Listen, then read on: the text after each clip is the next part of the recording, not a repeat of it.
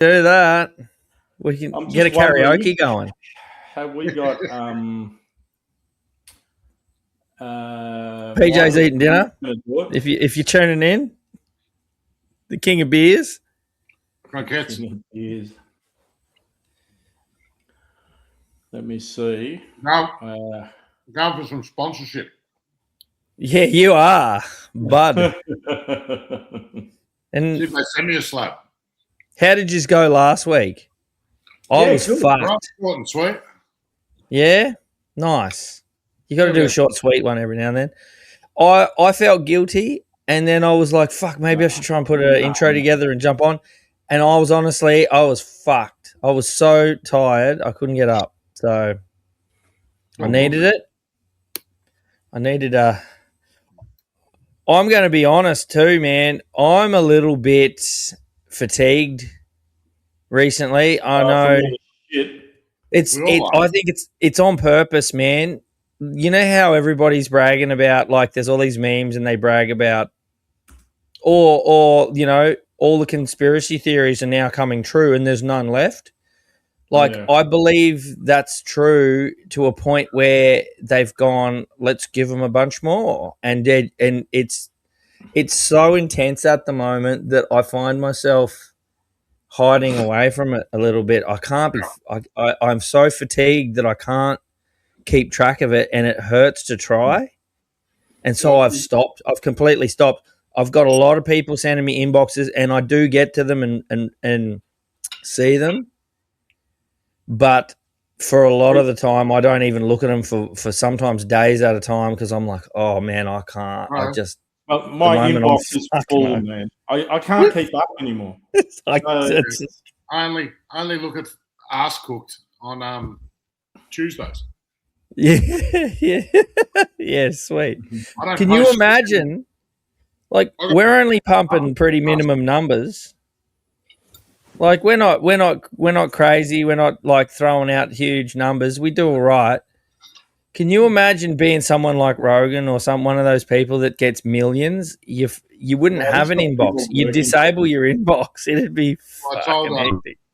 I told Tommy to go back and listen to all the Save Our Parks Yep. Yeah.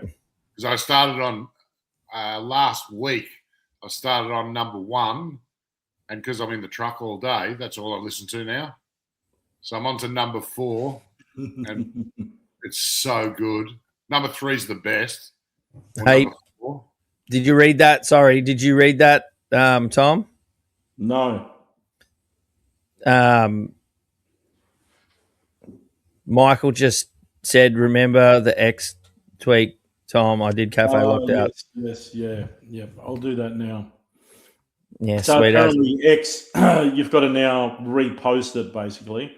Yeah, It goes somewhere else, and yeah, So there's that- been a I don't lot of know why they fuckery. fucking change things, man. So, So that's Save Our Parks number 4. Ari I Chauffeur fucking see it. bets Shane Gills that he can drink as many Bud Lights as him for $5,000. oh, fuck off. It is the best, mate. He can, Oh, Shane Gills would have to be a bit of a pisshead, right? mate. 16 Bud Lights and Ari's spewing. Like after about 12, he's belligerent and just yelling in the microphone like a rapper. Oh, that's what we need. We need to do some shit like Rogan's actually concerned. I've heard of it. I've heard him talk about it, but I haven't seen it. So they're obviously amazing. They're the only ones I listen to now. Yeah, sick. It's great. So yeah, I'm still in 2022. I've been, yeah, but it's good. How the fuck we get bumped off YouTube when this shit's on there? This shit Because they say is like out of control. there's distraction, and then there's reaction, and we're reaction, not distraction. Yeah. And that's not to say that distractions are bad, and it's also not to say that they're all in on it either. I would be fucked without distractions. And let's be real, we're reaction, but we are trying to have a bit of fun and fucking distract everybody from more distracted. Yeah, man. I think now more than ever, you need a little distraction. You need a little distraction mixed in because it's so heavy at the moment. It's gone deep in the last week. All the baby eating shit is coming out. All the fucking all the and I no longer can keep track of what's real and what's made up and what's a meme and what's actually in those emails. Fucking hell, bro. I'm here purely for distraction. Yeah. Yeah. And I think I've proved that today. Oh, it's good.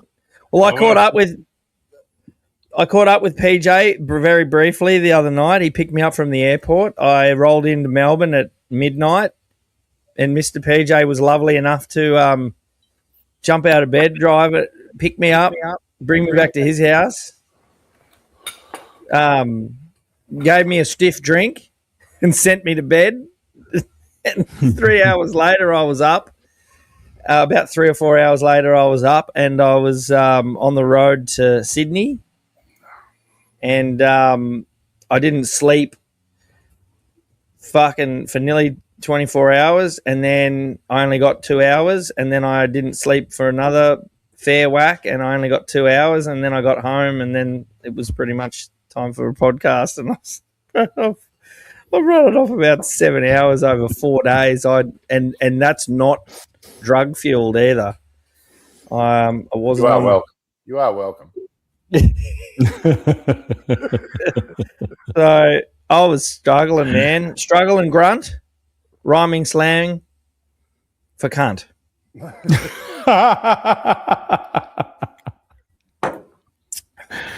That's actually a good segue. Good segue. Yeah, it is. Well, have you got the same? Have you got the same thing that I've got? Maybe then. No, but it's one of my favourite things. Before we segue into it, I went to Sydney. Most men, that's their favourite. Oh, before we went to Sydney to see the wrestling, and there was this. It was my mates are really, really into pro wrestling, which is basically WWE. You know, Vince McMahon, the rest of it. Except this is a different company. It's AEW, it's called. Anyway, we were there, and there was a huge crowd, and the chants at the wrestling are the best you'll ever get. There were these two dudes that rolled out, and they were kind of a rip-off of Hollywood Hulk Hogan and Macho Man Randy Savage. And I don't know if you remember Hollywood Hulk Hogan, how he when he started going bald, but he still kept his long hair on the side. He had long bleached hair on the sides, but he was fucking proper bald up on top. And he just kept his long hair. Well, these boys are running similar spec. And the whole crowd started chanting, the entire crowd. I reckon there was about 40, there was probably about 60 or 70,000 people. And everyone was chanting, "Where's your hair at? Where's your hair at? Where's your hair at?" But there was this dude that came out that nobody likes, and I can't remember his name. I'm not that into it, but everyone started shouting whatever his name was, "Is a shit cunt. He is a shit cunt."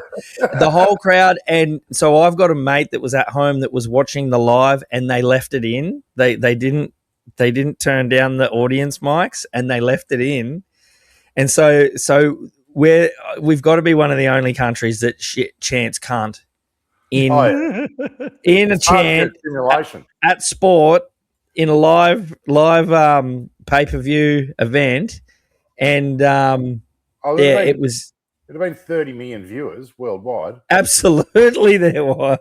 Yeah. And he is a shit cunt.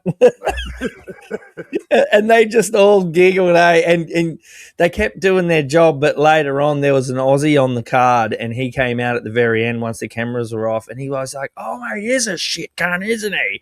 And he talked to the whole crowd and swearing his head off.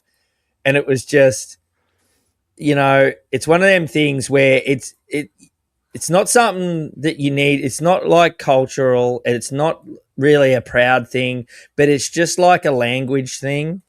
Oh yeah, swearing's mint, and I'm sorry to anyone that doesn't like it, but swearing's mint.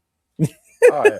Well, see, even our Southeast Asian community are full on into it now. Oh, yeah. I've seen it when you've seen that video, Fish and chip shop. Yeah, I think so. Yeah. No, I seen one, and he's a builder. Like he was walking along with a shovel. So it's just they've made a few of them though. The one I'm pretty sure this is a dude in a fish and chip shop. He says, "Where's my fucking order, bitch?"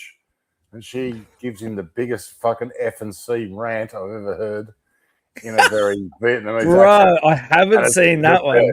I'll find it for you. Not this one either. Yeah. Oh my god! Yeah, please find it. Yeah, searching now. There you go. Someone found it. It's an Isaac Butterfield. It was Utah. Yeah. Tim got it. It was Utah. So everyone hates AEW. So it was Utah's a shit cunt. That's right. And he was absolutely a heel, and it was amazing. So anyway, I had an amazing weekend, but I'm 41, so I'm starting to struggle when I don't have sleep. I can drink alcohol till the cows come home, and a hangover is a hangover. But as soon as I have 2 or 3 days with barely any sleep, that's where I just start folding up like origami, man. Soft. It's the sleeplessness that kills me. Okay, it's soft. Yeah. Come on. You're not a Highlander, obviously. Obviously, man. There's several of me. One. There's several of me. There can only be one. Righto, what are we doing here? Let's segue into the segue. Yeah, the segue is cunt. And I know which one it is too. I have seen. Oh well, I've got 3 of them. I didn't realize. Oh, let's go. All right. Well, we've got this. Epstein links. Did Prince Andrew have a nickname at that time? Well, his official code, so if he was to come into the palace, he would call sign was Purple 41. But he did have a nickname, but it's a bit rude for me to tell you one I'll tell you, but you're not going to be able to air it. It was just called, do you want me to tell you? Yeah. It was called the cunt. It shows his face. It went back to his face. He was like, he was called the cunt. I love it. I love it too. A lot of people have probably seen this one. A few people actually said, "Is this for real?" Like, it does look really. It's not real. This guy makes these for a living. Oh, is that Danger Dan or something? I can't remember what he is, but remember he's done ones where he gets on The View and then they'll talk and then he edits himself in asking particular questions, and that he always edits their reactions like they're looking at the ground and freaking out. Is that him? And he tells them off. Yeah, so he's not. Well, I don't think he's Aussie. So this is what I'm saying. I think that sounds like an Aussie in this. Well, let's have a look. Joined by Auntie Christine. Auntie, what would you like to say to Prime Minister Albanese? It is. Prime Minister, you fucking cunt. I tried to play pokies to try and win more money so I can pay my fucking debt. Cunt. But I lost $400. You fucking dog. Fix it. Prime Minister, any response to that? Typical Albanese. Thanks so much. Always great to talk to you. He just cruises. He just leaves, bro. That is so perfect. It's actually ridiculous. Thank you very much. It's time to leave. He's just. I don't have that option. Where's that option? What option? There's always an option. Oh, maybe. What are we talking about? That one. Oh yeah, that's the 3-banger. Yeah, that's the 3-banger option.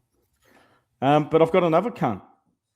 Well, let's go. Let's 3 for 3. Question: how come this can have 6 pew-pews, But I can't even have pepper spray. I hope you're next, dog. I hope your time comes. This can have 6 pew-pews, but I can't even have pepper spray. I hope you're next, dog. Oh, I thought you said cunt, but I don't know. Oh, well. Because, you know what? I think that was just me because I named the file Albanese as a cunt.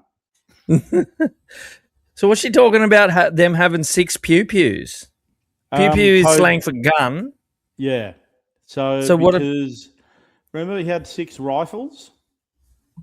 Oh, but she can't even have pepper spray. Yep. Absolutely agree with her. Now, here's the thing. One, they didn't take all their rifles. They only had a couple. No, they had 3. Yeah. What I saw in the video. You can own 4. With their new rule changes, you can own more than they fucking had. So what's the point? What? Right? So with the new law changes, they've limited it to 4.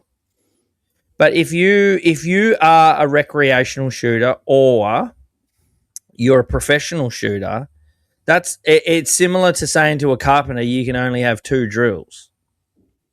It's fucking stupid because each thing is a tool for its own job. But in terms of keeping Australia safe, the guys had less weaponry than they've changed the law to. So why are they bothering changing the law? And they weren't fully fledged citizens.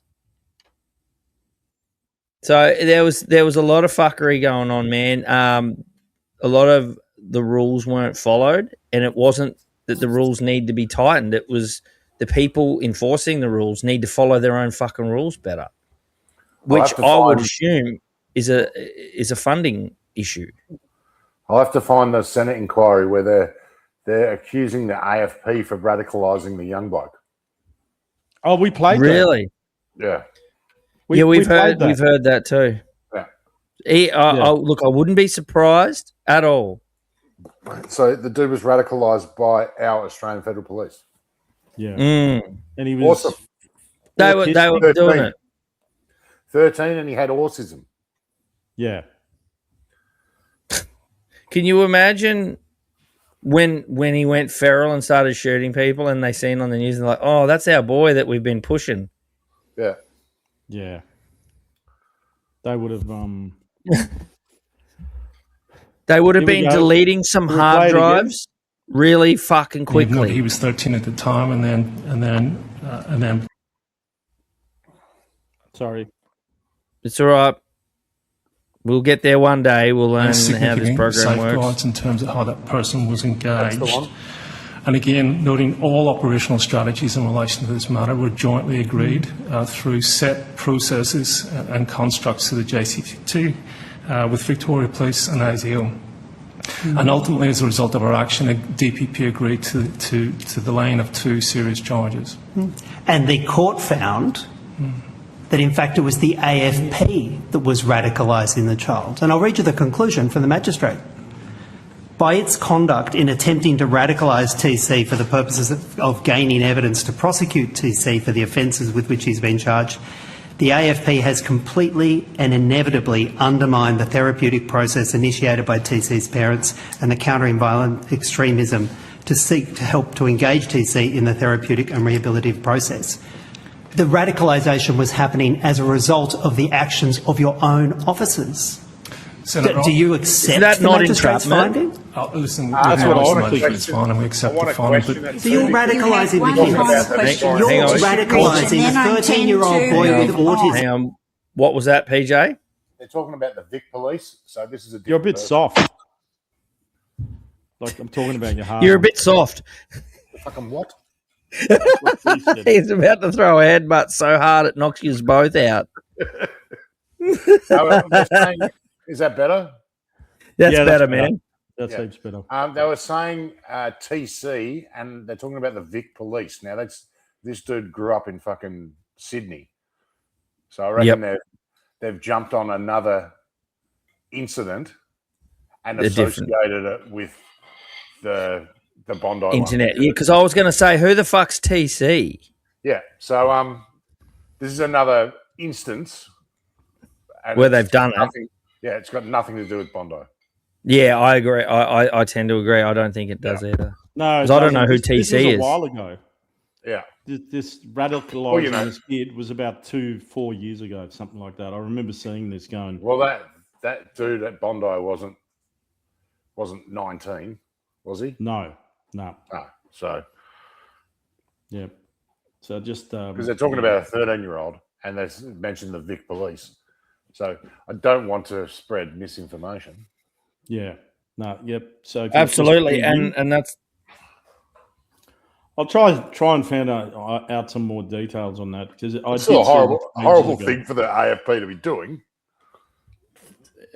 It's regardless of who it is. It blows my mind. The kid's autistic. He's obviously Muslim, I would say. Yeah. And they've jumped on that to try and get info out of him, but at the same time, they've encouraged and radicalised him even more. Yeah, info. But the problem is, if you're going to do that, you can't let the thing that you've been fucking radicalising out of the bottle. Yeah. So and what are you doing? What are you doing? You're going to let people suffer the consequences of your fucking malpractice / fucking inability to control your own operations? Oh, and victimizing an autistic teenager. Absolutely. It goes, if you put aside the fucking human right violations and look at it as just a straight operational standpoint, they fucked up. And then you throw the human rights violations on there and it's really fucked up. How are these the same people that are supposed to be policing the country? Yeah. Let's watch the rest of it. It blows my mind. I actually hate it. Has anyone been held to account? Have you been held to account? Okay. Has the undercover operatives been held to account? Has anyone been held to account for this? Your final question. So just in relation to that question, it was not our position, not our intent to if you can let me finish the question, Senator. The person was on the path to radicalisation long before we became involved, long before Victoria Police came involved. It was the AFP who recommended he become a sniper and a suicide bomber. Senator. It was the AFP who put that in his mind. A 13-year-old boy with autism with an IQ of 71. Is anyone held to account for this? This obscene abuse of power and authority. So, Senator, that was not our intent and not our purpose. It's what you did. Senator, it wasn't our intent in terms of the actions. It's what you did. So in terms of you following up from that question, there's a range of reviews that are happening in relation to this matter. I remember we talked about this. More than happy to come back before, as a matter of transparency and confidence, I'm more than happy to come back before this committee and take you through. You're here with no consequences. They're out there with no consequences. No one's ever held to account. We're going to move on. Senator Shoebridge, your time has expired. And nothing has happened. Shut the fuck up. You hear that? They're saying that he was a long way down the road to radicalisation. He was already there, they're saying. Yeah, he was 13-year-old with autism. He'd be lucky to tie his fucking shoes. With an IQ of 71. Yeah. Well, that'll make him a fucking national parliamentarian. What happened to Tom? He's just bailed. He's obviously on the road to extremism. Yes. He's logging straight out. Yeah, well, I've had my suspicions for a while about his tism. The volume up, trying to. I've had my suspicions about your tism for a while, Tom. Tism, my autism.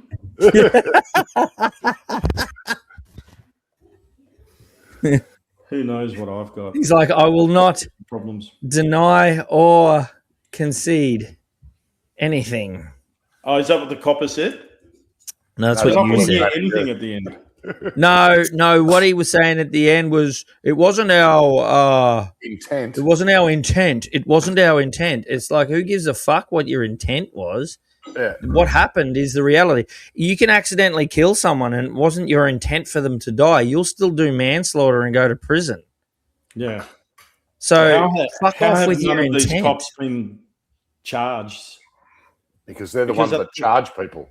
Yeah. Yeah, that's exactly right. Yep. Yeah. It's like how many speed camera operators get done speeding? Hey, just give me 2 seconds, boys. I've just got to make. You got to make what? Whoopee. Whoopee with whoopee. So good. Oh, that's the best thing I've seen locally here is people using their hijabs as phone holders. It is the funniest thing you've ever seen. What? Seriously, they got the full hijab on with a fucking iPhone stuck in it, just walking around the shop. It's the fucking best. I've never seen that. I don't even get one. I'm just trying to organise. I've got to go. I've got to get up early and drive out of town, and I was just trying to. I've been waiting on an address from the client. Waiting on an address. Transition. Address, correct. It's time for Winnie.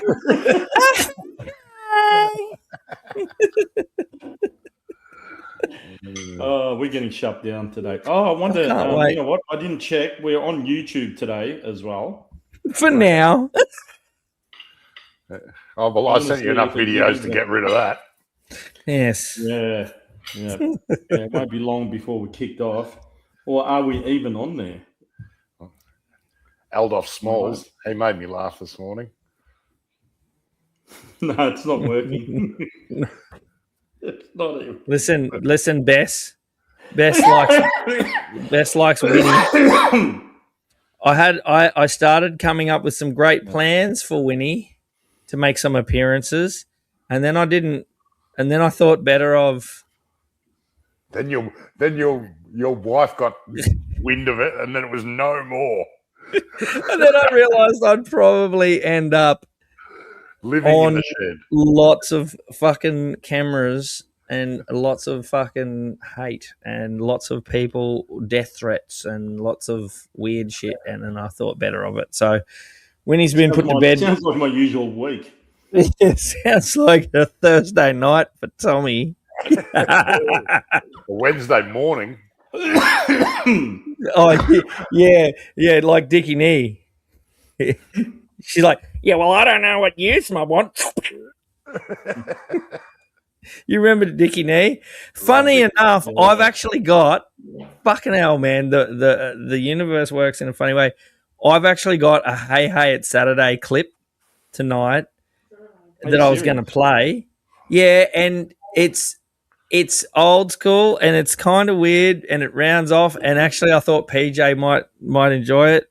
I probably watched it for a thing, but it's, you know what? I might just play it now because I've talked about it and it's basically I've set up the premise, so we might as well have a look. Where is it? Hey Hey, old school Hey Hey. Yeah, this is more of a feel good, and this is like, it's not overly funny, but it's a look back into how intelligent television used to be, how intelligent people used to be, and children, and what constituted as entertainment. And it's so funny to watch it now and think, wow, that would never be on TV anymore. But I think it's really cool. Let's have a look. By the ocean. We got posts from YouTube. In the steamy central river cave of my mind, I stumble, I stagger, I stammer like some crazy South Korean circus clown. Lost, lifeless, lonely, laconically lazy, marooned. I'm on a lagoon. I am an island. I am an isthmus. I come from Bermuda. I don't believe in Christmas. We wait. We watch. Look out, oh sinister holy man! Look out, oh righteous Bolshevik! We care no more for your petty problems. We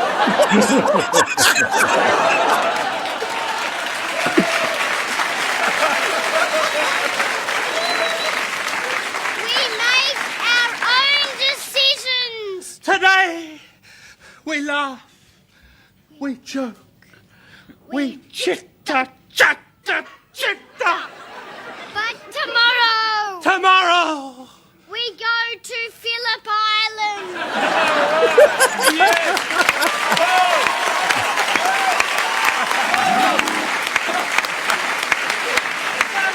They're too busy doing their own little handshake. And our viewers would recognise him from Spicks and Specks. Who's that? Rock Quiz. He's the host of Rock Quiz. The dad or this kid? The older guy. The dad. Oh, really? Yeah, he's been the host of Rock Quiz since it started. Oh, wow. Yeah. That's got to have been his son, eh? Yeah, his name is Raymond someone. Yeah, right. I remember it. Oh, it was excellent though. I saw that, and it honestly brought back. Yeah, it brought black. A white out. Maybe a what? It brought back memories of what TV used to be. We used to sit up and watch Hey It's Saturday every week.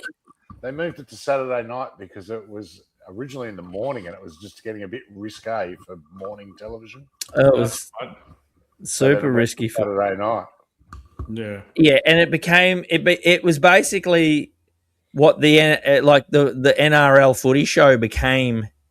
Yeah, basically a redo of it, and then that, and no one's ever been able to replicate either one of them. That's right, Bartholomew. Was that his stage name, Bartholomew, or was that his actual name? Name's Raymond something. Yeah, Bartholomew. He was great. I told you, John Blackman picked me up in an Uber one night. Are you serious? He was driving Ubers.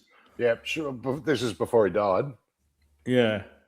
I heard that he was driving Ubers. Yeah. It wasn't after. Well, would have been weird if it was after he died. It'd have been fucking awesome if he was driving them after. He had the full Johnny Farnham. He's missing most of his chin. I heard he was dead tired. Oh. Yeah.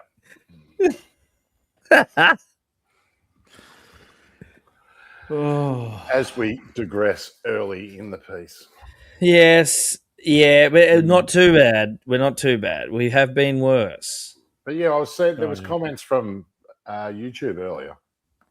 Yeah. Was there? Yeah, because Michael has got Cafe Locked Out on YouTube. So it is working there. So if you do a search for Cafe Locked Out on YouTube, but whatever I did, I fucked up. I thought I had it all set up. I cannot believe that. Oh. Surely you haven't messed up. This is the first time ever. Usually I get the show usually runs like a bloody well-oiled clock. Yeah. Like clockwork. I don't believe it. Hey, I've got a clip that I saved especially to show Bess. So Bess is in the comment section. So I'm going to pull it out now. And I just titled it, "This one's for Bess." Don't pull it out. No, I'm going to whip it out. And so hopefully she's watching. This one's for Bess. She'll get it. She'll get this.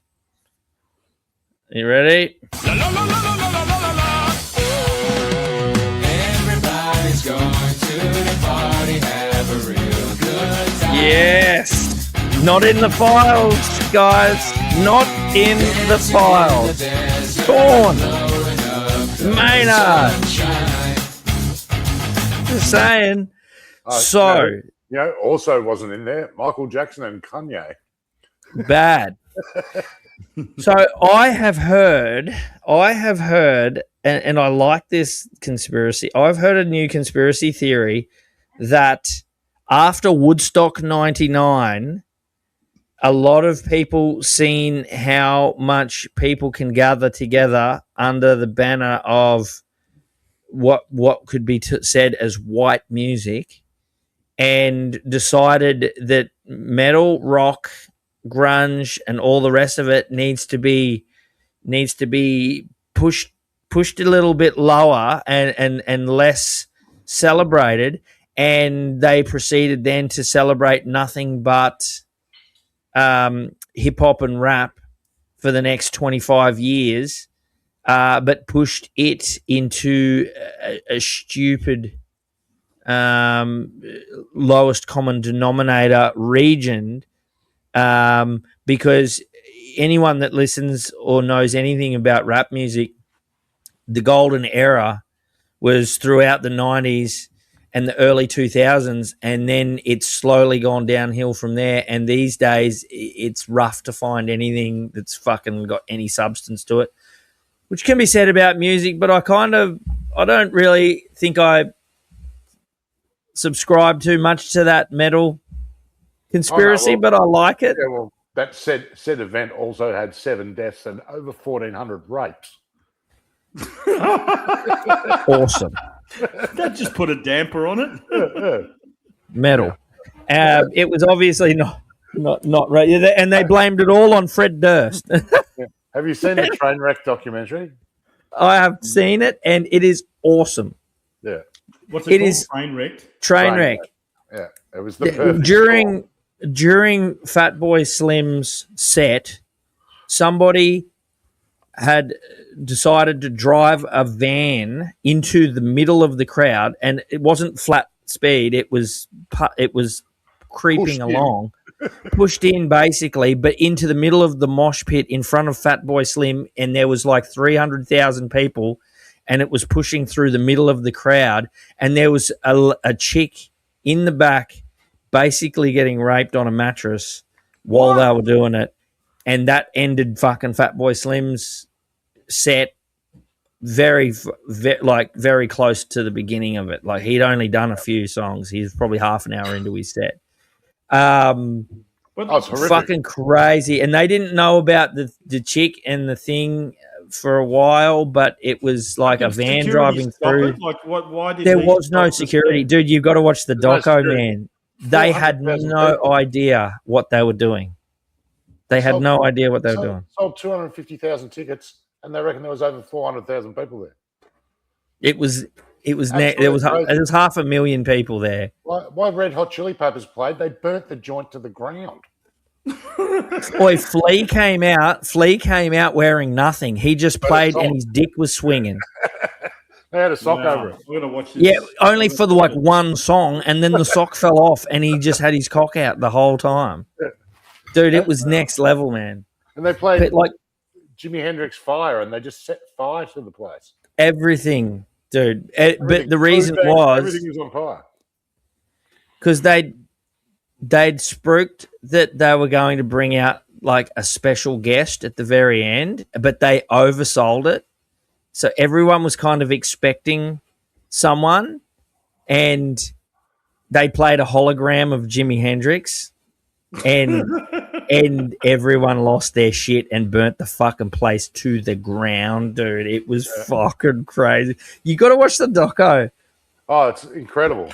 It's incredible, but it is crowd mentality. Yes, and then it's just a hologram. The joint turned into an absolute toilet within 12 hours. They had enough public toilets and fresh water to supply maybe 50,000 people, and there was 400 to 500,000 people there. So basically, all the sewage pipes started exploding and seeping over this whole area, and everyone thought it was just normal water, and so everyone was like drinking it and swimming it, and it was fucking human waste, dude. And people had dysentery. People were getting dysentery, and the medical tent was fucking overrun. There were fucking people were ODing everywhere. They price hiked their bottles of water because no one could get tap water. They price hiked their bottles of water to like something crazy like $15 to $20 a bottle, And this is in 1999 Yeah. when bottled water was about fucking 20 cents. Yeah. And they price hiked it to $20, 15 to $20 a bottle. And Oh, people, so, and then they're like, why did everybody burn everything down? Like these fucking shit people. And it's like, man, whew, I would have been burning something if I was there. Look at the whole thing was just like frat boy rock. Yep. So the crowd was just out of control. It was. It's honestly. Watch the doco, man. It is proper amazing. Yeah. Cypress Hill were told after their set they've got 6 minutes to get in a helicopter, otherwise they're going to get their own way home. Oh, I heard about that actually. Who was that? Cypress Hill. Yeah. You got 6 minutes to get in the helicopter, otherwise you're going to get your own way out. Apparently, Jewel was on stage, and because obviously Jewel's like this little chick, and she's not that prissy. If you know Jewel's backstory, fuck's sake, fuck. Jewel comes from basically the wilderness, but she was halfway through a set and she started feeling like this isn't a good spot to. Yeah, she got real scared. It felt like you don't want to be trapped here, threatening vibes and aura.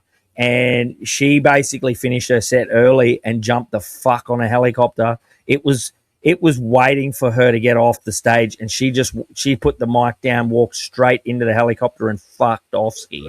Wow. And was like, "Yuck! I don't want to be there." It's an insane doco, man, and you should definitely. Woodstock 99 for those people asking. Yeah, it's called. Yes, Isn't it called Trainwreck? Trainwreck, its documentary's called, and yes, it was very similar to Guns N' Roses at Calder Park. Oh, really? Yeah. Well, Guns N' Roses played at Calder Park. They didn't go on stage until like 3 hours late. So they finished, and it was like 2 o'clock in the morning at Calder Park. There's nothing there. People are walking back to Melbourne. Wow. People are still trying to get out of there at 6 in the morning, apparently. P.S. If it's my mic's getting a bit fucking hazy, it's because it's pissing down with rain here, and my little shed's taking another hit. Yeah, it poured down in Melbourne too, like for a good 45 minutes, just a real big downpour. It was still hot as hell though, because I had swamp balls all day today. Swamp nuts. It was humid, very humid today. Well, all right. You got something? We better get into. We better get into some of the fucking crazy shit that's going on. Yeah, good, because I need a dart. Yep, don't have a fucking banger. Hey, I'll wait till PJ gets back. Oh no, wait! Before you go, I got one. So I've got another Meanwhile in India. Now this is going to become a regular if I can find them, and believe me, India is becoming. I need to make an intro for it. Meanwhile in India, let's have a go. These cunts are fucking hectic, bro. Like, they just do weird shit that kids would do, and just because they're adults, it's like, yeah, we're good. So this is the Pakistan-India border. And they're trying to outdo each other with who can march better. Look at all my joking.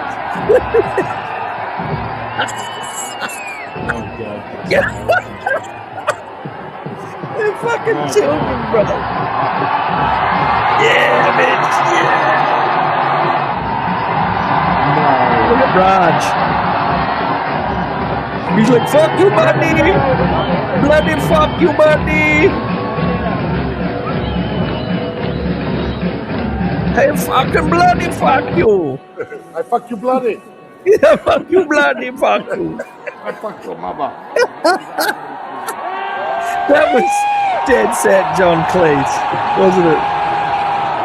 Look at him go, bro. Oh, now that is the Ministry of the Silly, the Ministry of Silly Walks. Yeah, that is so.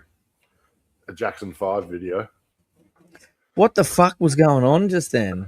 Why were they throwing their legs so far above their head? Look at my face. I'm just looking at myself going. But at what point would you see that? Like, the whole idea of marching is because it's intimidating. When you see the Nazis doing the goose step in synchronization, it is. I'm sorry, I did not find scary. that intimidating. What? Those ones? The breakdancing Pakistani and Indians. Yeah, no, it's not intimidating at all. It looks fucking retarded. Most of them. Sorry. Fuck,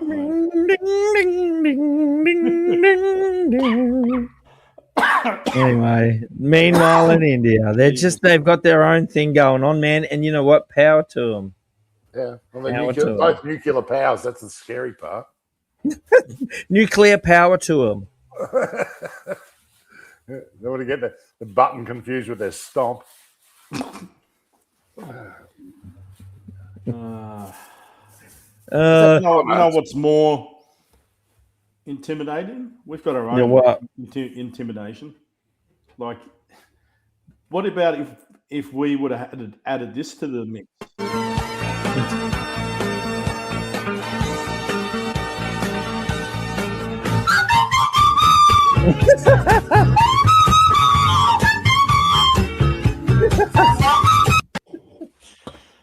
The fucking recorders are the best part about that.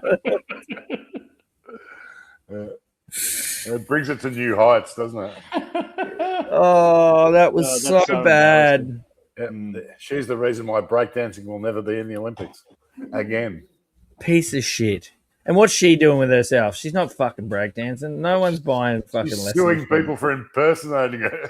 But I think her partner's gone to jail for a Ponzi scheme or something. Oh, yeah. Because he told everyone he was a breakdance instructor. Yeah. That's his Ponzi scheme. Yeah, some sort of, he committed fraud. And I'm pretty sure he went to... So did she. Ray Gunn is a national treasure. Ray Gunn is a national treasure. She's heritage listed. Heritage listed. Fuck that. She's definitely something. She's listed somewhere. Oh, she's in history now. She's definitely on a spectrum of some sort. For the wrong reasons. Oh, fuck. Well... the pillar of excitement, us three tonight. Well, I've got another Olympics. Oh, mate, I'm trying to stay alive. How's this? Some dog, the Winter Olympics have been on, which I don't know if the Olympics used to be a big deal when I was a kid. We used to always tune in and watch at least something. Yeah. I haven't been exposed to any of the Olympics other than what I've seen on YouTube or given a fuck. And the Winter Olympics are even less. Yeah. But I did see this. Snowboarding. A dog cut loose on one of the ski slopes and they followed the dog. They followed the dog with all the cameras as if it was some big action piece and someone was actually skiing, and they stayed with it. It's pretty good. He came second, I think. Yeah, I think he did. The only reason he didn't get a medal because it had balls. It's a women's event. So there's no sound on this one. We'll just make it up. Off he goes. Fucking here he is. Look, he pulls up. He takes a tumble.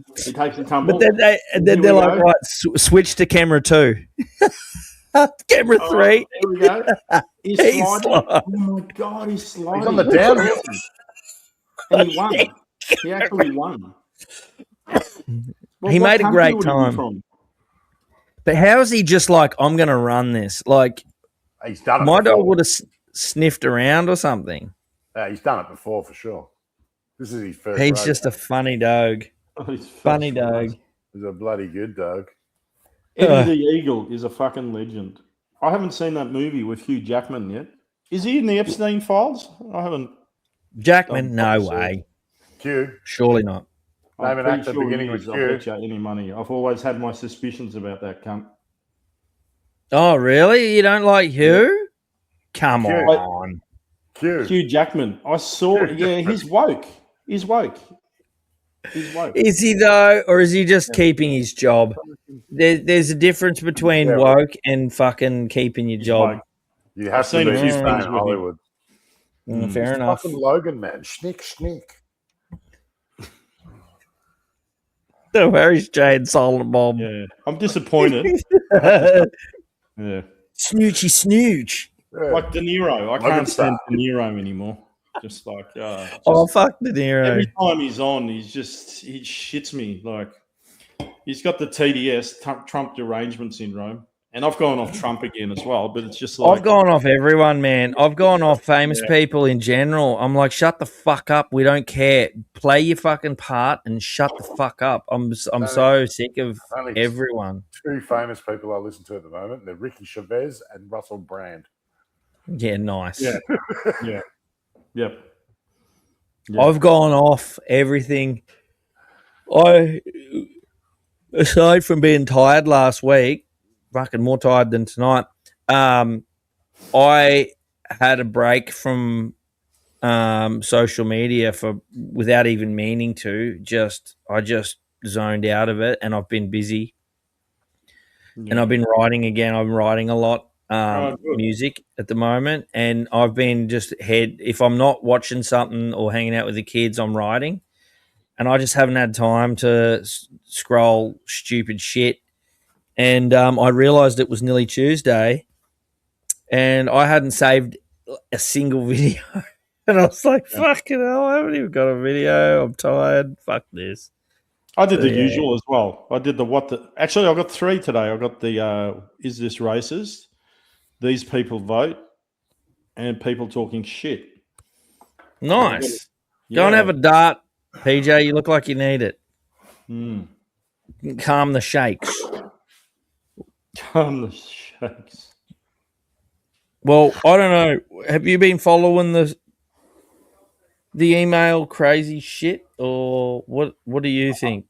I gave it a bit of a break, actually. You had to, didn't you? With Reggie. And then she sent me a document, and I didn't even want to talk about it, but it's basically a photo of 3 guys holding down a young girl about in between the ages of 12. And, I mean, they didn't murder her, but they have photos of her on the plane afterwards, but one of them bit her in her private parts, basically. And fuck's sake, dude. Yeah. No. So I don't know how much it's real, and it's just so much, and there's more every day. And if you really want, this is from the Department of Justice. No, I'm not just talking about what you're saying. I'm talking about social media at the moment on purpose is so overflowing with it. They've done it on purpose, man, because it is so overwhelming that you don't want to be responsible. We should be anything that we're sort of looking at or passing on, not looking at, but passing on.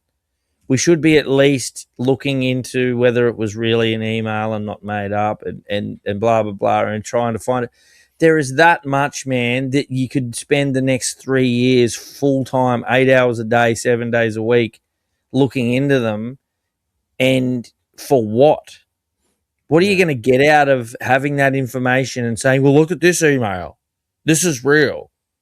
Yeah. It's so overwhelming that it has to be on purpose. Because I'm usually right into it. I'm usually doing the homework and sitting up at night instead of sleeping, reading info. And I've checked the fuck out, dude. Over the last 2 weeks, I've just checked out. It's too much. I can't handle it. And I'll come back to it, no doubt. But I've checked out so bad that I can't do it anymore. And what's checking me out the most is there's a lot of it that's verified. No one's in trouble. Yeah, Prince Andrew seems to be the only person, and they're talking about what they're going to do. They're not just doing anything. They're like, he should be stripped of his title. The dude should be hung. Yeah. The end. And then move on to the next guy and hang that cunt too. They're just talking about what should we do? Strip him of this and that. Fuck off! It makes me upset. He did give a good performance on the the Louvre. Look at him go! Fucking gross cunt. Yeah. Did you hear about that? The Louvre? What they did at the Louvre in Paris? Yeah. They hung up that picture of him doing these ones in the Louvre, right? Yeah. How good, man! And people were looking at it. Yeah. Good fucking job. Here it is. You got it. It took him 15 minutes to bring it, take it down, but it's now immortalised on the.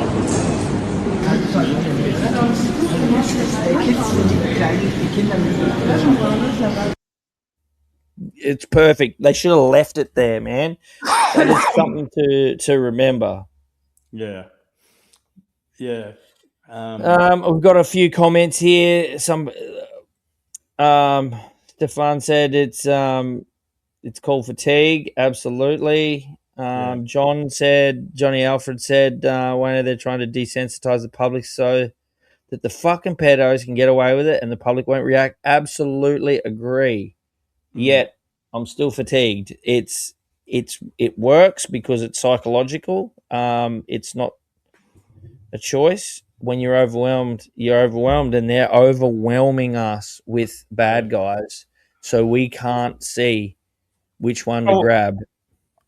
It's also that, like every week, even when 2 weeks ago we went for 3.5 hours, and then I look back on my notes and I'm like, oh fuck, I forgot to mention that. I forgot to mention this. I forgot to mention absolutely. That. And I'm like, we did a 6-hour night once, and we did nothing. That was back when you were trying to regulate the shows by giving us a list of shit to talk about at the start, and we did none of your dot points, dude. And they were all legitimately good dot points, mind you.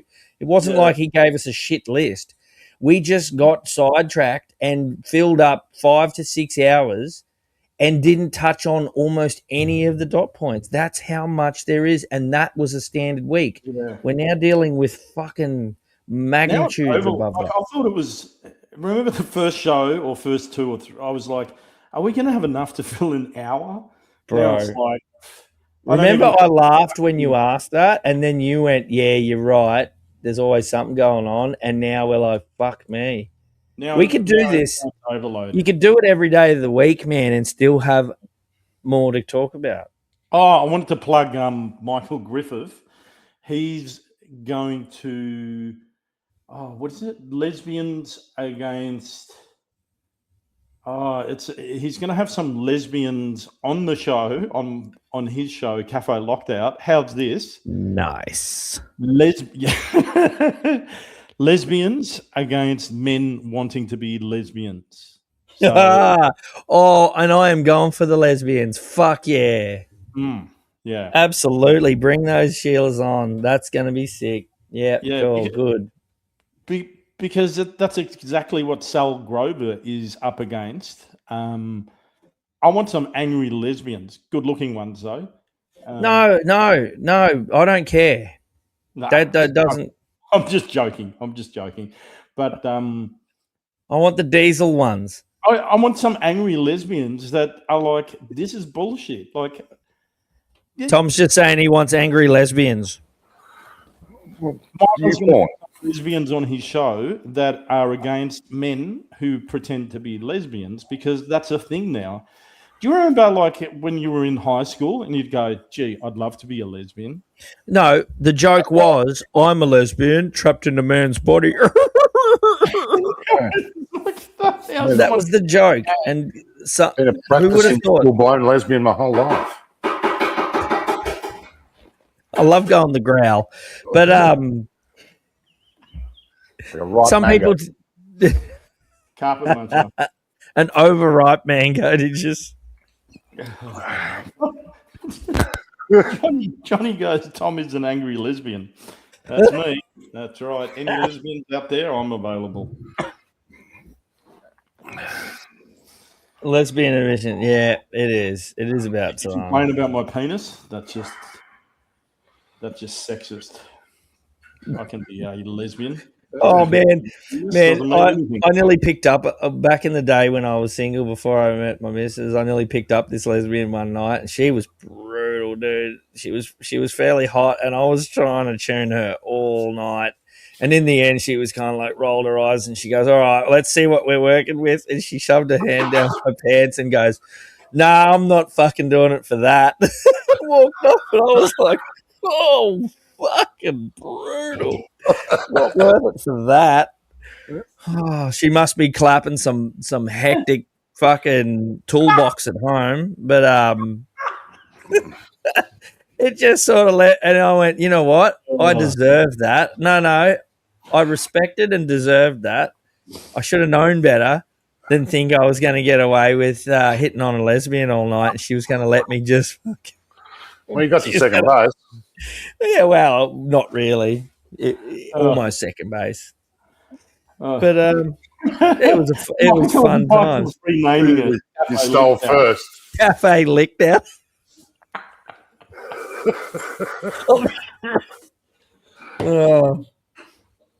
Oh, fuck. We're still on YouTube. We're still on YouTube. Yes. Oh God. Anyway, that was my little moment of reality. Here we go. We got our first. They're bad bitches. Don't mess with them. That's what I'm trying to say. We got our first sponsor. A trouble. I did forget to put a zucchini in my undies. Hang on. I tell you guys, it's going to be awesome. Nothing beats an island holiday. Jeffrey, welcome. No age discrimination. Look around. This is our core audience, though. Limitless joy. This is the best day of my life. Do you like, sleep? Excuse me. Could you rub my back, please? Boundaries-free experience. I want to play with that boy. No, I want to play with that boy. Listen.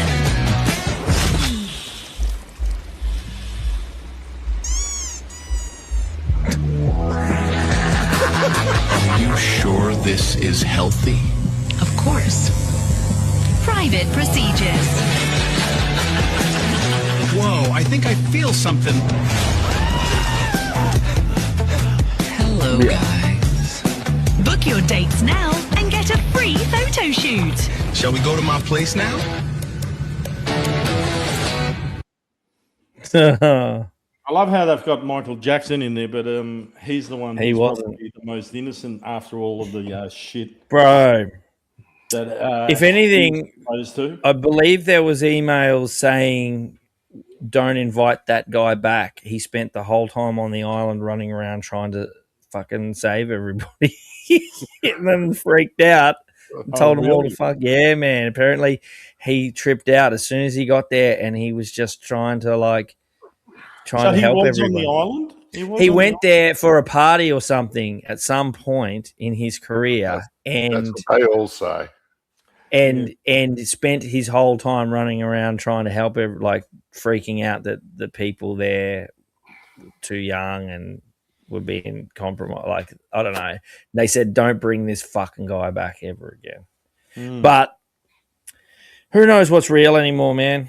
I haven't seen the actual email. Joe Rogan was in the files, but he's only mentioned, but it's basically mentioned as Epstein said, I didn't think that Rogan was going to be so timid.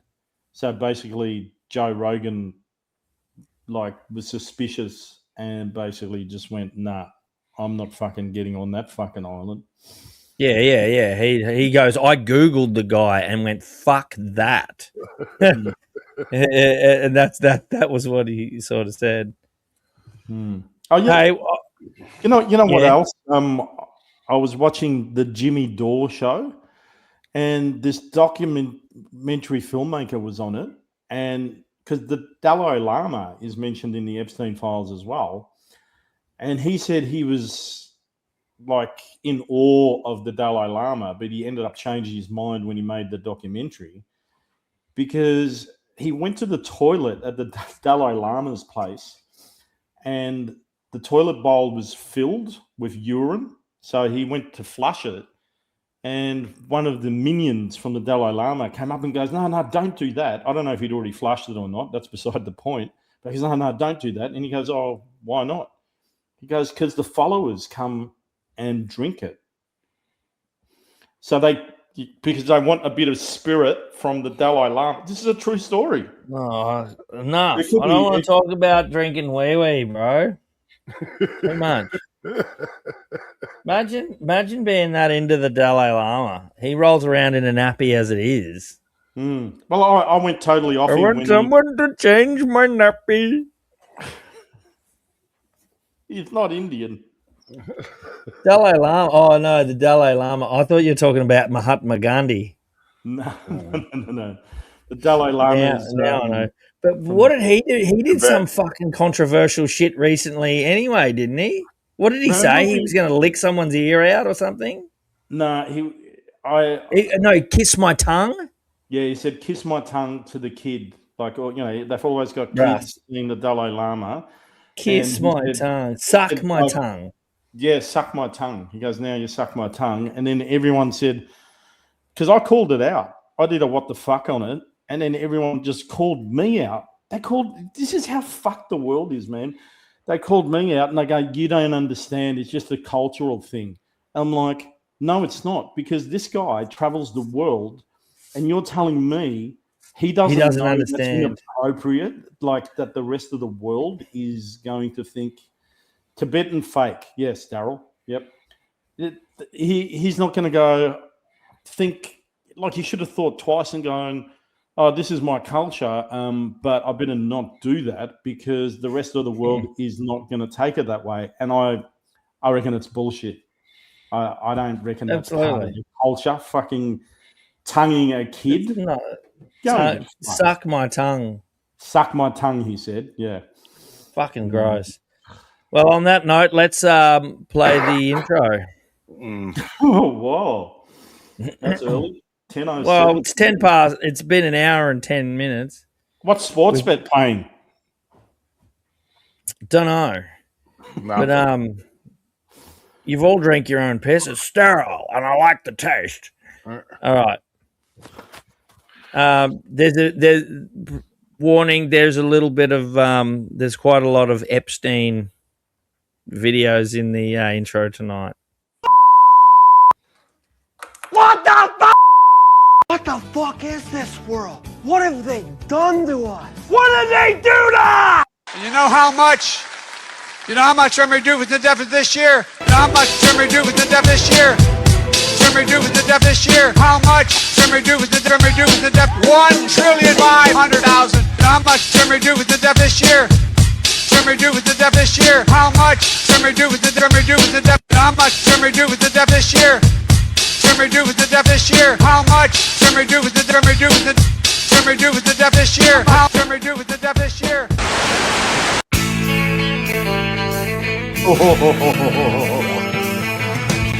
No one told you life was gonna be this way. Your job's a joke, you broke. Love life's the old way. It's like you're always stuck in second gear. When it hasn't been your day, week, your month, even your year. But I'll be there for you when the rain starts to pour. I'll be there for you. Like I've been there before. I'll be there for you.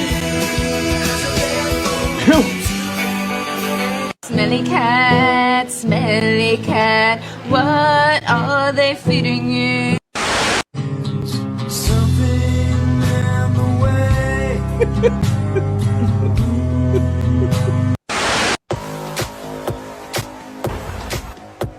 当身上挂着大疆运动相机的人出现在你面前。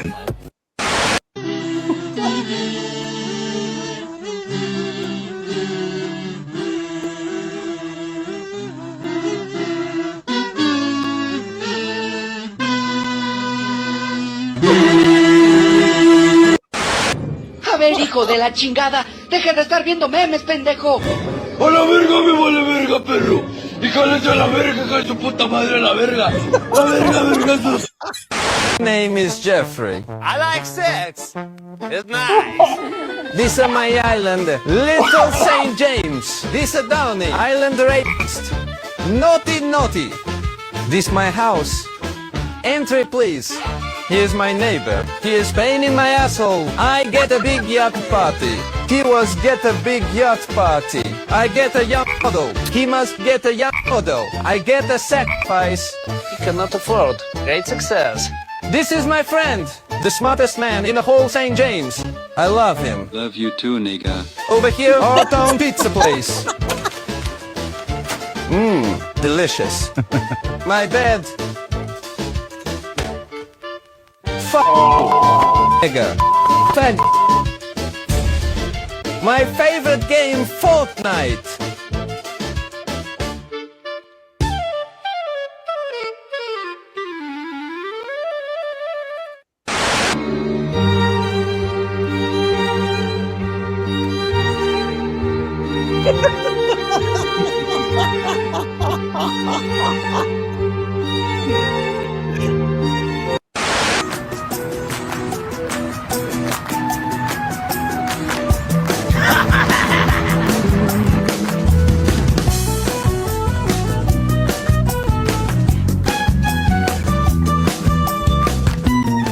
She's a bad day to be a packet of Tim Tams.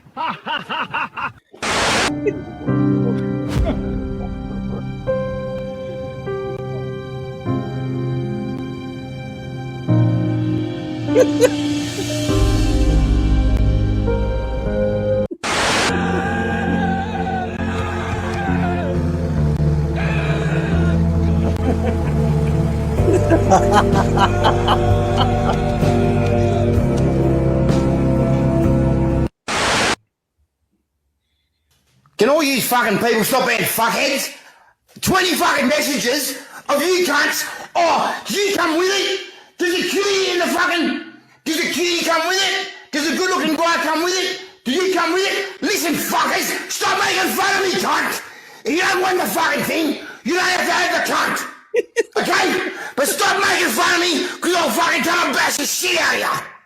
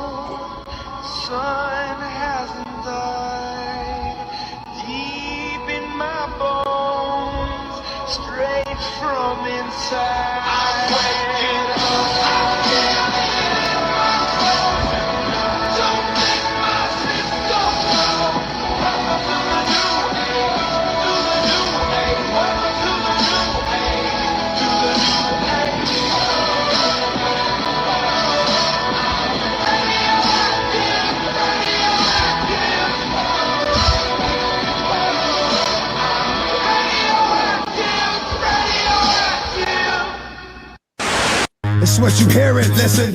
It's what you hearing, listen. X gon' give it to you. Wait for you to get it on your own. X gon' deliver to you. Knock, knock, open up the door, it's real. With the non-stop pop out from stainless steel. Go hard, getting busy with it. But I got such a good heart that I make the mother wonder if you did it. Damn right, and I do it again. Cause I am light, so I got to win. Break bread with the enemy.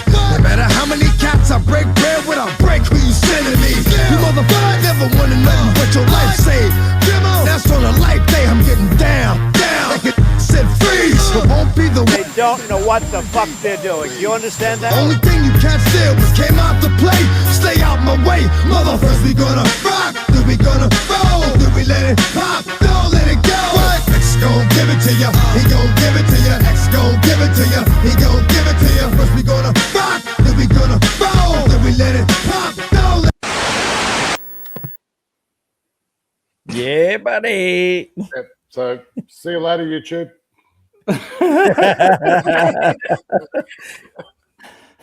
We didn't even get on fucking my side. Well, you're allowed to play that because it was from a movie, even though it was a direct execution headshot. That was fucking crazy, right? That was crazy. That was hectic as fuck. As Ben I said. timed the gunshot with the music perfectly. Johanna just said, she's in her comment, now would be a good time for an alien invasion. Absolutely. I feel like that sometimes. I'm like, I think it's happening. Oh, well, apparently. I think it's all distraction once again. Never go full retard. Oops, too late. Yeah. Hey, one of my fucking favourite people, that Gavin Newsom's retard. Have you seen what's been happening with him? This is basically, I should have put this in the is this racist? Let me know if you think this is racist or not. Okay. Oh, I can't find it. Well, if you do find it, I've got one that I want to know if people think racist too. So you play yours and then I'll play mine next. I'm not trying to impress you. I'm just trying to impress upon you. I'm like you. I'm no better than you. You know, I'm a 960 SAT guy.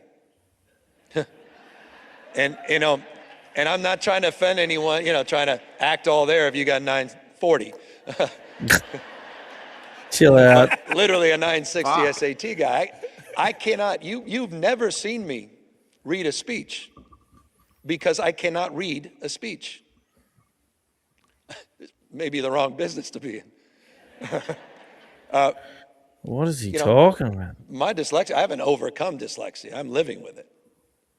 You know, I was the guy in the back of the classroom and my head down, just praying the teacher didn't call on me. I went through, I mean, I think I lost count of how many schools I had to go to. And, you know, I'll never ever forget. My mom's choice was never to label me. She just had to struggle with me. And I walked in, I'll never forget this.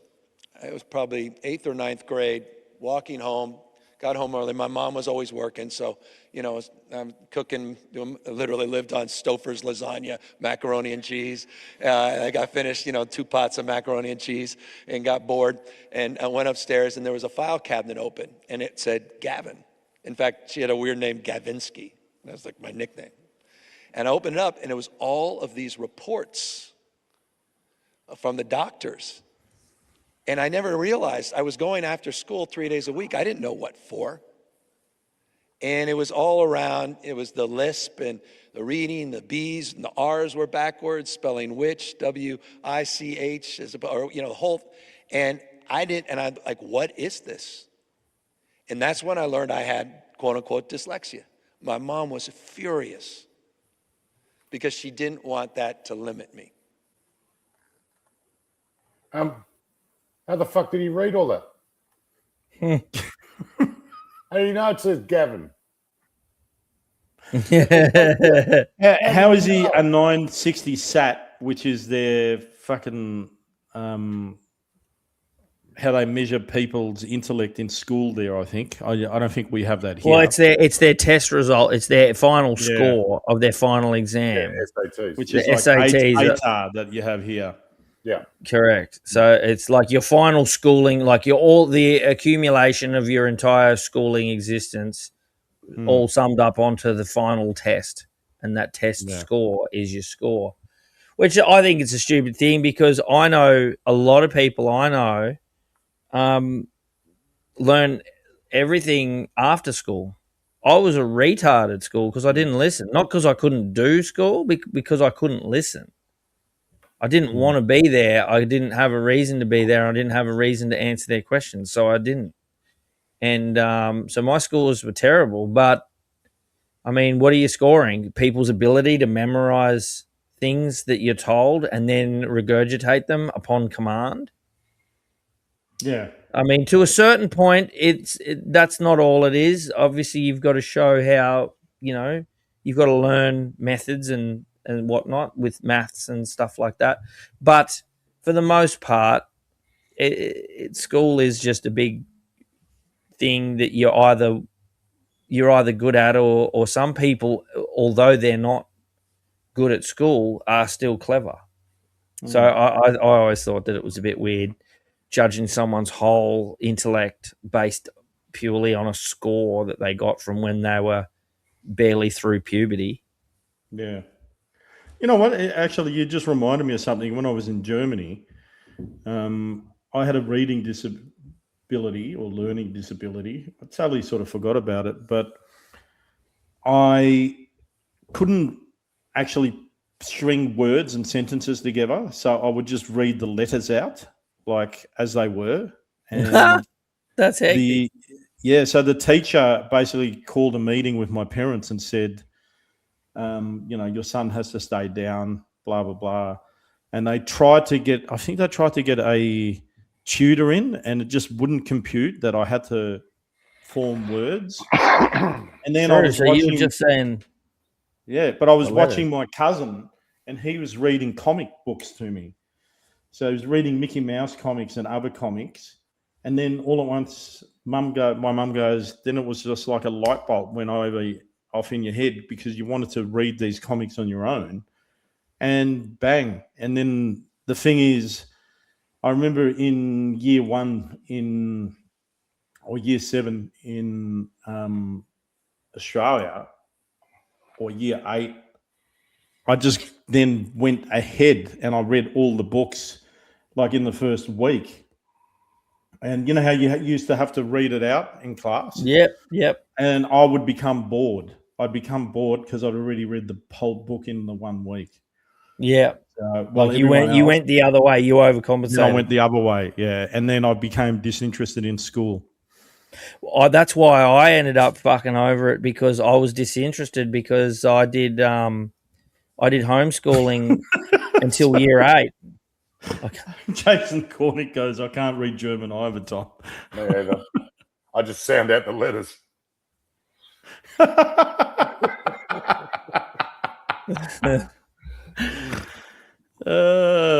Fuck. All right. Johnny Alfred's still learning to read, you said. I don't know if that video that you showed was racist. I don't think it was. No. You know what? It's actually not the clip that I wanted to show, because I think it's actually the editing is not actually as fucking bad as what I thought. So I downloaded the wrong clip, and all the other clips, they make it sound like he's hanging shit on the black people or just ironic racism by saying, I'm just like you, I can't read either. And I think that's clever editing. So I'm actually glad that I've downloaded the wrong one, because... And isn't it funny? Because it wasn't racist at all. Yeah. Let's all victimize ourselves. Well, here's tell me if this is racist or not. I still can't stand him, though. To hear this, your friend... Fuck's sake. Yeah, I hate it. You white people need to hear this. Your friend says the N-word and thinks it's funny. I now associate you with that. Your other friend hates women. I now associate you with that. People need to be held accountable for who they keep in their circle. This year, I'm no longer co-signing people's bullshit. And I know, it's not that serious. These hateful ideas are that serious, and they hurt people in vulnerable communities. And if you look like me, you may have a hard time seeing those communities. But thankfully, I'm involved in those communities a lot in my life, and I get to see how these hateful ideas impact people. This is the most limp dick shit I've heard all day. You can smell the soy and low tea through the screen. His circle is filled with a bunch of white suburbanites. Meanwhile, the racist has the most diverse friend group of them all. Weak-ass white people like this are destroying America. Listen, white niggas, if you refuse to say the N-word or make edgy critiques about women, it just shows that I can't trust you because you're not willing to take risk or be in control. You saying nigga does not harm black people. Niggas say nigga all day and shoot each other on that fact alone. Niggas kill each other every day over shoes and sandwiches. And you think saying the N-word is harming them? Get the fuck out of here. Pull your fucking panties up, white boy. Do better, white niggas. Is that racist? Gold. That is gold. That is the most limp dick take I've heard all week, he reckons. That one soy latte through the screen.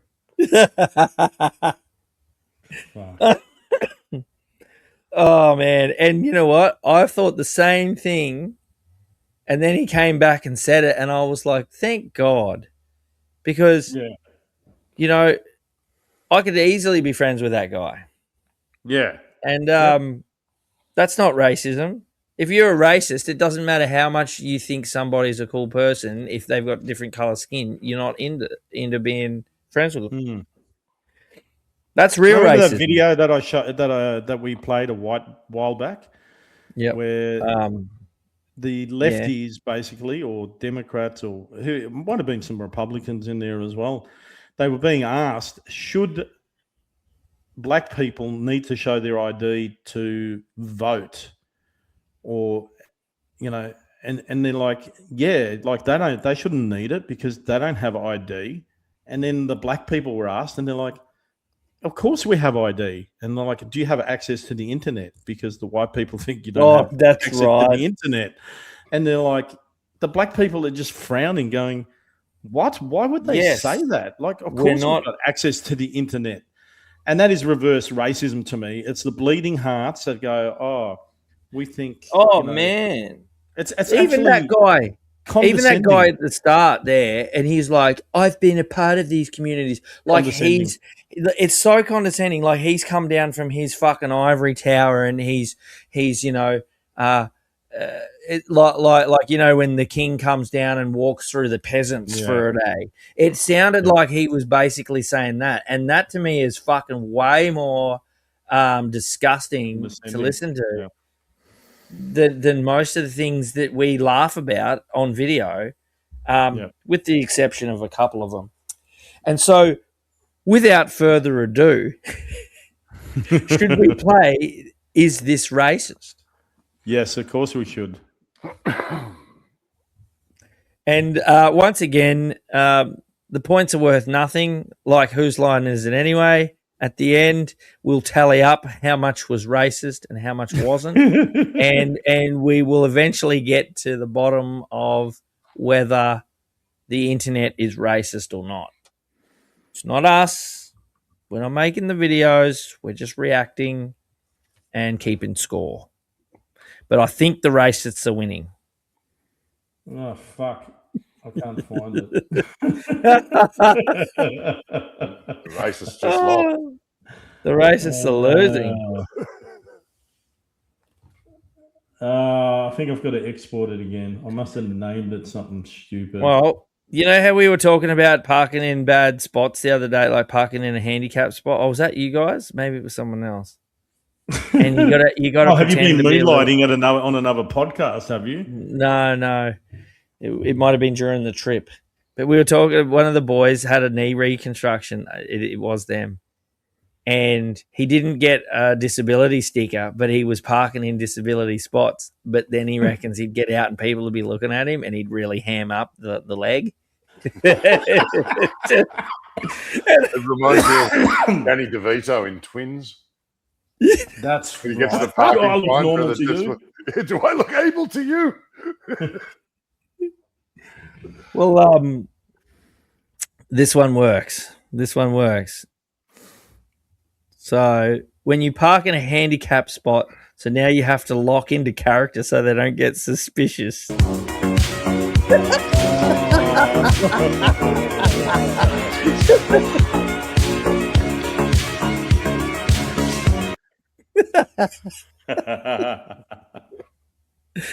How did old mate not piss himself?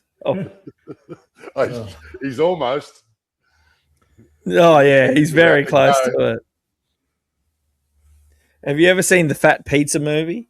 And Paulie at the start goes into the disabled toilets because he goes into the normal toilets and there's a junkie in there trying to stab someone for his wallet and then and like a drunk bogan with a kebab.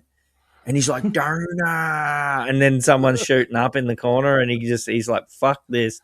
And he goes into the disabled toilet and it's like beautiful and it's all clean and lovely music. And he sits down and he's got a magazine. And then these dudes start knocking on the door. excuse me, are you disabled in there? And he's like, yes, I have jiggly legs and my throat has shingles, can't talk.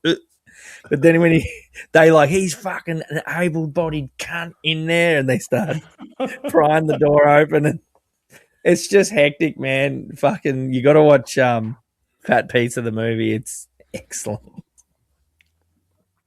But I always think of that every time. I found it. Yes, every time I see someone go into a disabled toilet, I want to knock and say, "Are you disabled in there?" We don't do that here. Put it down. Put it down. Thank you. It's a German Shepherd and all. In this house, Bobby. All right. Now the rest of you kids can go with those two losers, Whoa, right? whoa! What the hell's going on over here? Pick my team. No, you can't take all. I can't pick the. You can't pick What all. should I not? You pick? know exactly what you've done, sir. Hurdy-gurdy. no, ma, no. 5 years of owning this yellow beast. A month and a half. Good tips? I don't make tips. Say that again. I make hourly. You know exactly what you've done, what sir. happened? Hurdy-gurdy. 5 years of owning this yellow beast. Great memories, but time to move on. She will be missed. Weird way to announce a divorce. no, ma, no. How long have you been here? A month and a half. Good tips? I don't make tips. Say that again. I make hourly. Serious? So where do the tips go? The owner. Wow, $10 tip. Yeah. That's nice for you. Of course, yeah. Why not? Do you think the girls deserve some tips tonight? No. Do you think if I went and asked every customer when they leave a tip, that it goes straight to the owner and not to the server? Let me ask that table there. Sir, the tip that you left, the young lady server, the owner takes the tips. No. Okay. Don't with me. Yeah, I will. With you, Yeah. who do you think you are? Tell the customers they're going to get their tips. No, they don't. They should be told that you're taking them because this servers deserve them. With me, I will. I don't want to with you. 2 years after this episode was shot, their restaurant officially closed. A couple years after that, the owners also divorced and the man got deported from the U.S. for his criminal past and now lives in Israel. Did they deserve this treatment from Gordon? Get this one? Wait, yes. Let me see. Yeah, get that one. Oh, is this fine? Did you just... You get it. You want it? I do want it. Are you actually going to buy it for me? You want one? I want panda souvenirs, please. Okay, that makes sense. Hello? One of the... Heil Hitler. That makes My sense. name is Colonel Hans Müller of the SAS. As you know, we were combing the area for Jews, but it has come to our attention that 2 Negroes have escaped and are hiding out in this area as well. No! No Negroes here. And, what's your name? Leroyheimer is my last name. And my first name is very German, and that is because it is Heinrich. And I am Baron Helmut Schnitzelnazi. Are you going to invite me in? Yeah, come on in. Yeah. Please, gentlemen, sit down. We have developed many tests to determine if an individual is, in fact, an actual Negro. It's very scientific. What kind of tests? It's interesting that you would ask me that. Would you mind if I removed your hat so that I can measure your head? The Negro head, interestingly enough, only comes in the half sizes. Everything seems important. Well, no Negro heads here. There are so many exceptions to the rule, which is why it's so important that we have a test which is foolproof. More tests? You know, hunting the Negroes all day, you really build up an appetite. You know what I'm saying? Can I interest you he's too? gonna pull out chicken, isn't he? In some delicious beets. Beets? Interesting. The Negro cannot resist the beet. Well, gentlemen, it appears I have wasted your time. I'll be on my way. Just one more thing. I'm curious as to how you feel about this cat toy. Jiggledy. Nothing? Well, that's embarrassing. I'm sorry for bothering you. You two are obviously not Negroes. Huh? Oh, that's new. Baron Schnitzelnazi. By the way, are you by chance related to the Dusseldorf Schnitzelnazi? Yes, I am. How's your Aunt Frida? Aunt Frida, she is still fat? I don't recall her being fat. But who looks like they did in college anyway? Am I right? Not me. Not this one. Not me, because I was. I mean, you know. Guten Tag. Oh, Gutenberg. Oh, man, that was close. We got to get out of here, man. He left the cat toy, man. Oh. Dude, want to get some lunch? I'm driving. You're driving. Just because I'm Asian, I can't drive a car? I didn't say that. Dim dum dum dum. I can't drive a fucking car. Just because I have small little eyes, I can't see the road. Fuck you. Forget it.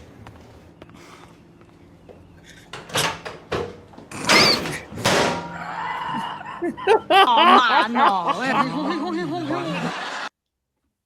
All right. Hurdy-gurdy. Too much. Yes, the internet is racist.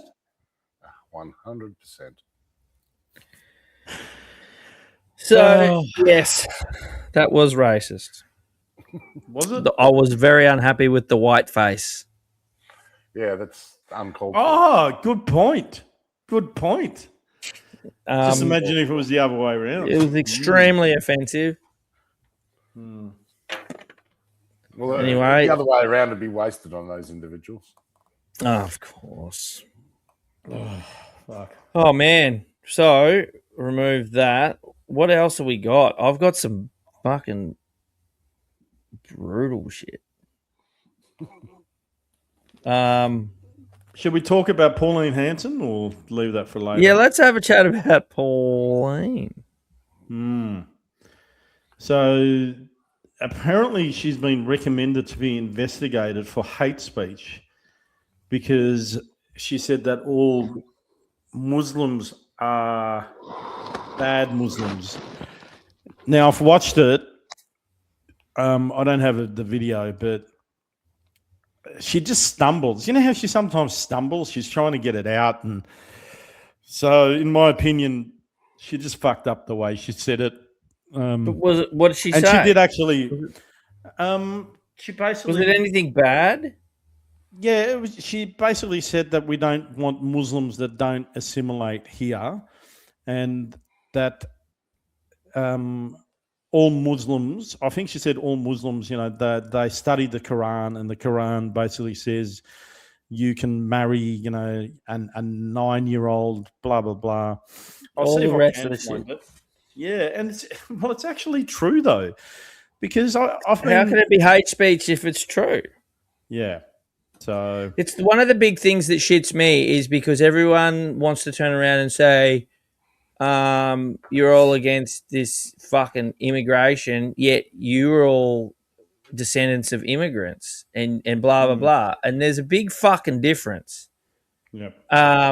One of the major ones is our descendants came to this country and helped build the fucking thing. They didn't come here and mooch off the government and everybody else and get given shit, not fucking help build the country into what it is. The reason we're all here is because our families came over and actually put fucking shovel into dirt and built something and created a nation. These people, for starters, it's the open border policies that most people are against, where you're just fucking letting them in. And it's not the numbers of people coming in, but it's the number of unchecked people that are coming in and not wanting to have a bar of what we consider our way of life. So that's one of the big things that shits me is it's a fucking free ride for a lot of these motherfuckers.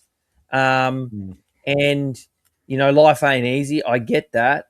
But it's a free ride and there's no checks and balances as to, you know, keeping our values and our culture intact into the future so that Liz our children Murray can just enjoy the posted same the thing we comment. have.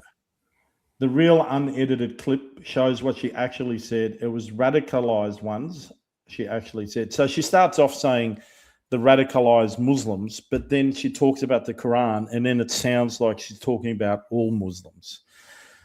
So, you know, sometimes she's not too eloquent, I think, in her talking. But that's also I think they're just trying to catch her in a trap at the moment. I think they're trying to get rid of her. They're trying to. It's almost playing out word for word how Trump went. They tried to impeach him and jail him when he was getting popular. So next on the list is someone's going to try and assassinate her. Fuck. Because that's what happened to Trump. Yeah, well, that'll let the genie out of the bottle then. If that happens, if that happens, and I hope, like Christ, it doesn't to anyone. I don't want any person to pay for their political views with their own life. But if it does happen and she lives, that will be a huge swing. Yeah. So Fatima Payman. Fatima. So Fatima.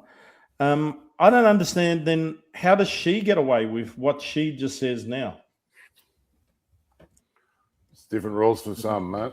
Yeah, that's what I don't understand. Like, how come she gets a free pass with this? Pauline Hanson that if she doesn't like how things are here in Australia, then she can really pack her bags and go to the US and continue being best buds with Trump.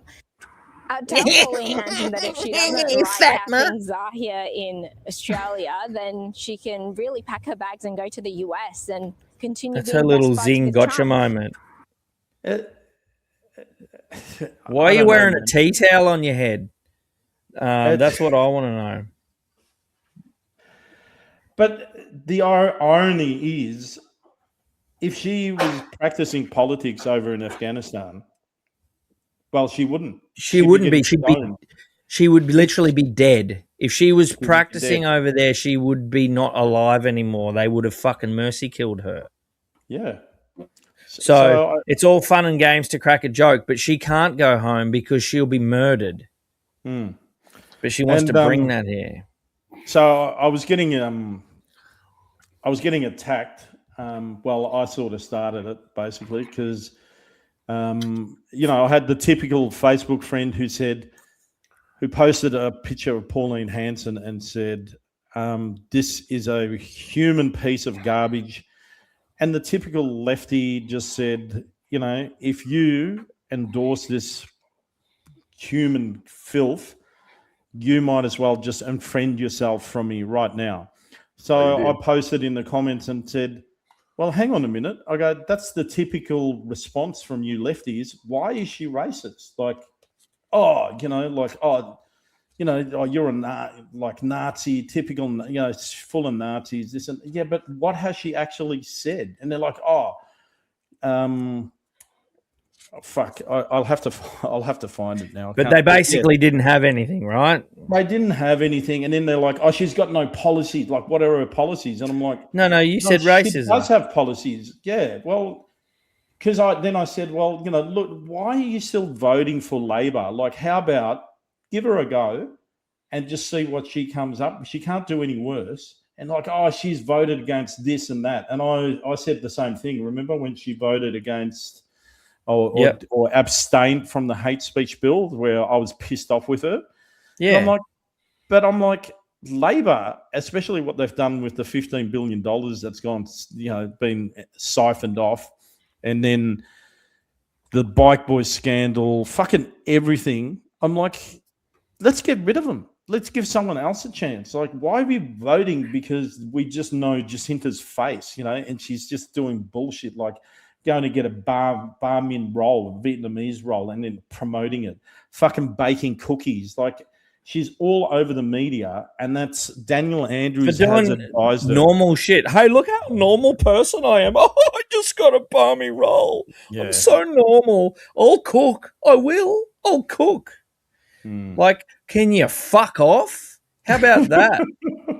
And normal people. Show me how well you fuck off, because that's what I would like to see. I'm so glad I'm not in Victoria at the moment, to be honest. I only miss you boys. Every now and then, we don't see much. There's a lot of Queensland politics going on, but every now and then when Victoria pops up, it's fucking dismal, man.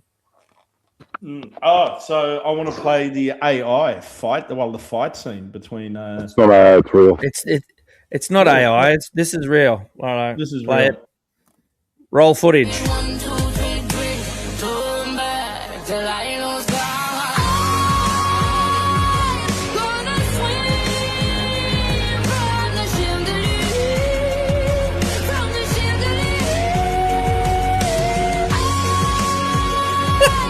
I'd love to see her get her head fucking punched in.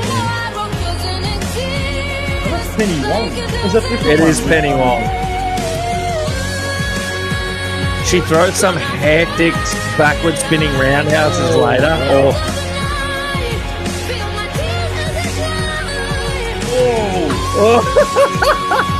I'll be ground and pound for this. You sound like you're underwater. yeah, Mike's got it again.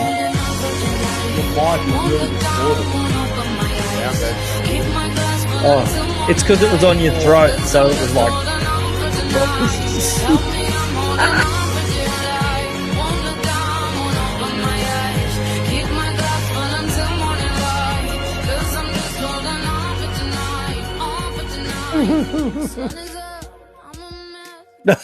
Out the tears.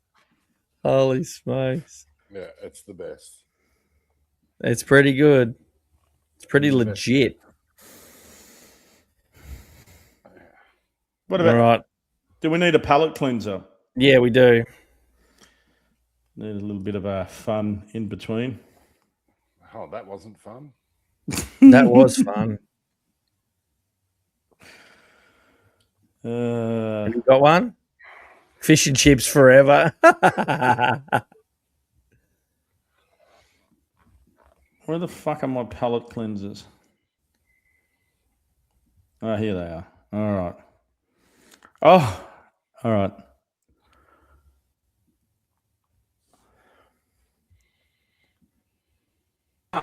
Move around a little bit.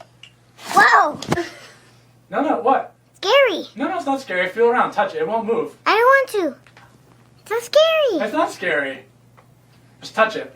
Just move around. Put your hand I there. did touch it. Huh? I did. What do you think it is? I don't know. What did it feel like? I think it's a hand. What is it? You were right. Oh, You've just traumatized your daughter for life. Look at that. You're face. right. It was a human hand. You were right. Fuck. Look at that face. She wanted it to be jelly or something silly, and it was just literally a hand. That's fucked up. Like it was a white hand. She wouldn't have been able to see it in the dark. Bus. Oh, no. We've gotten to that point. Yeah, my bad. Tom. Boy, how about this guy? This guy has just gotten to that point where I think we all are. He doesn't give a fuck anymore.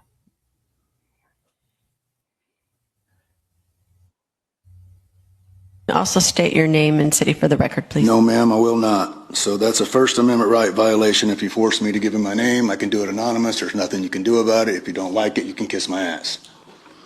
Okay. Sir? Mayor, I would like to object to the profanity. Yeah, sir. Well, you can object all you want. It's a First Amendment protected right. I'm not threatening anybody. Yeah. He just doesn't give a shit. Yeah. He's just at that point where he's just like, yous are all fuckheads. Yeah. Yeah. It's just gotten. Oh, and notice they couldn't let it go. He's obviously pissed off. The first rule of de-escalation is to just let him go a little bit. He'll talk his way out of it. He obviously had something to say and he was obviously fired up about it. Let him get to the fucking point. No, they're going to pull him up. I want to object on profanity. Can you just shut the fuck up? Yeah. And I know what it would have been too. It'd be like he'd be in there fucking grilling them about fucking not doing their jobs. Yeah. Because or letting some stupid shit happen when they shouldn't be doing it. You know, that's why he's fired up. Yeah. I mean, yeah. I think I mentioned last week, I think something like I'm sick of it as well. Like 20 new taxes have come in, wages haven't gone up. I'm on a shit wage. I've got to fucking make sure I get overtime. It's just fucking, and then you just read, these fuckers in the politic in that are leading our so-called fucking running our country. They're running it into the ground. They're rorting the system.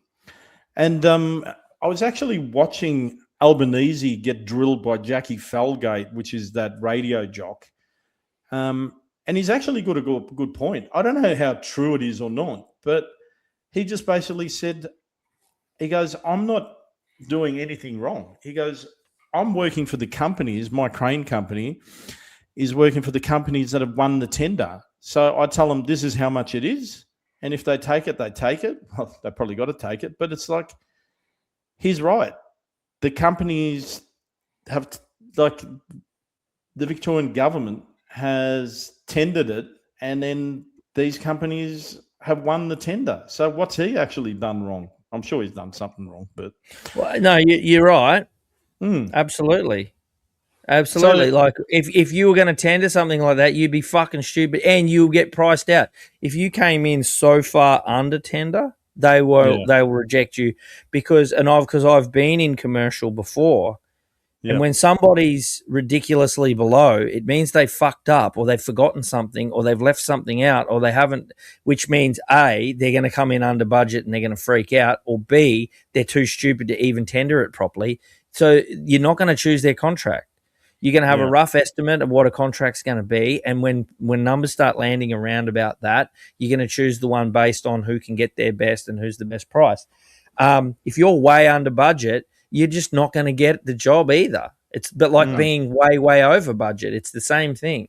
So, yeah, these guys that are winning these budgets, they're just going in at what they're going to win at. Yeah. I'm going to have to call it, dudes. Yep. Righto. Cool, man. It's been fun. I'll see you next week. It's been fun. Yeah, definitely, man. Thumb. You bastard. You know what? I was watching a replay of when I wasn't on.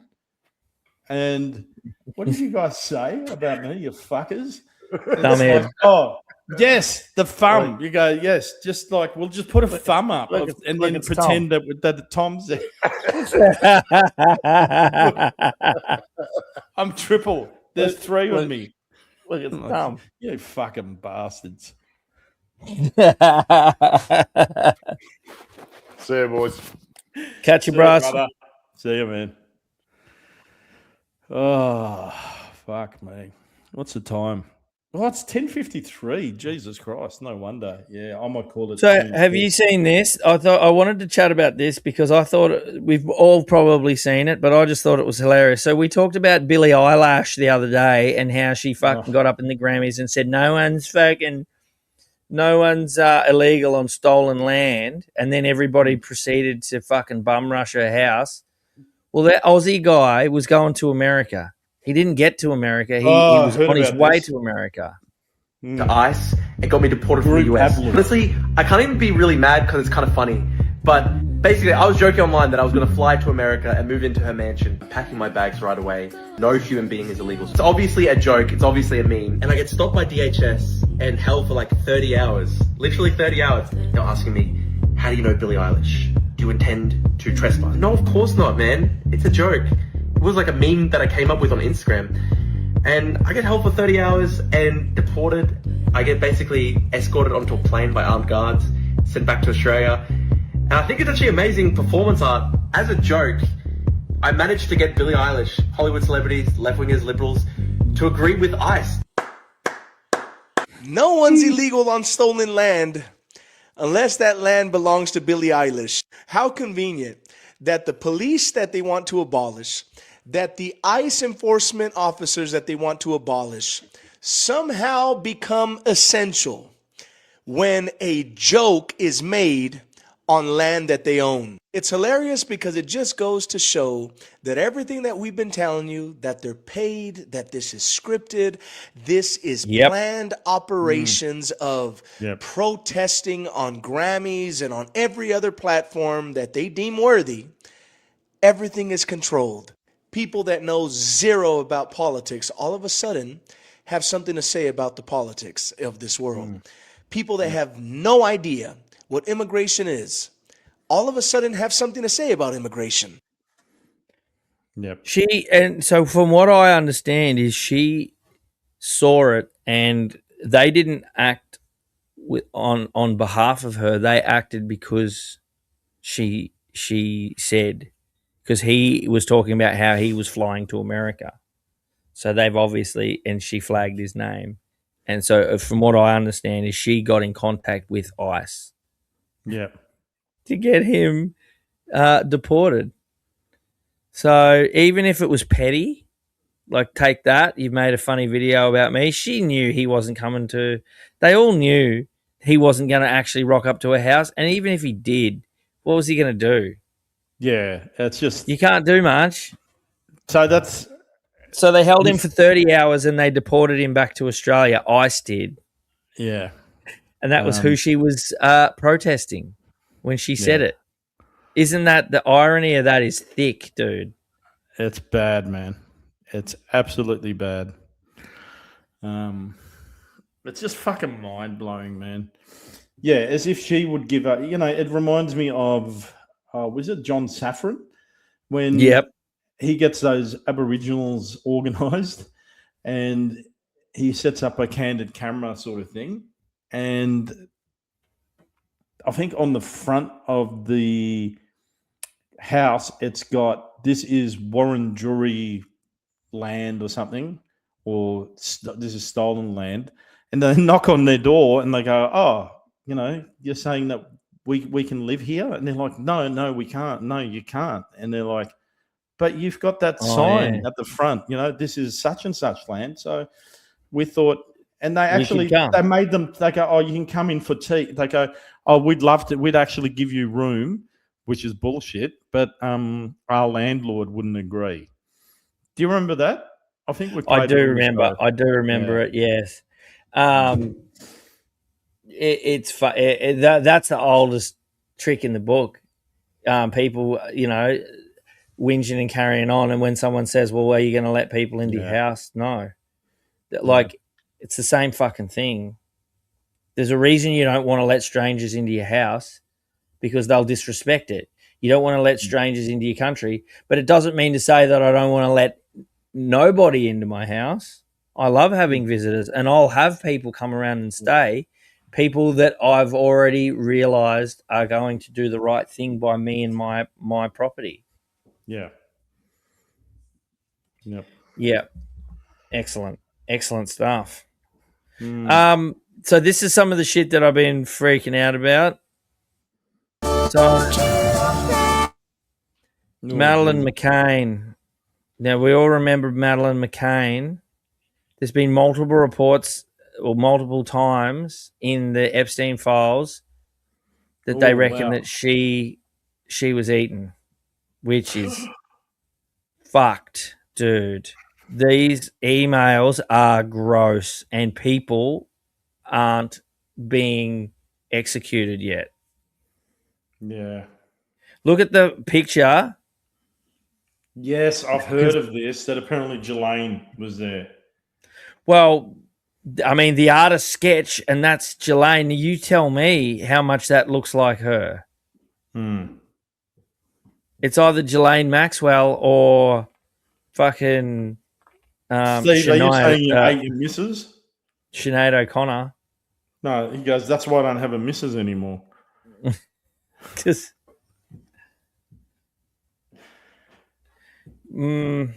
it's hard to say, Nettie. I don't know, because how would you know unless you had inside information? But either way, it's gross. It's gross. I've been seeing a lot of it. They're talking a lot about this sort of thing. But I'm wondering if they're throwing out, if they're throwing out absolutely vile things like this, so that if it gets proved that it's all bullshit, they can be like, look how fucking loony the conspiracy theorists started talking about cannibalism, and conveniently, like, if you're going to get charged with something, you want everyone to think that it was way worse. So when they find out it was a lesser charge, it's like not as shocking. I don't know.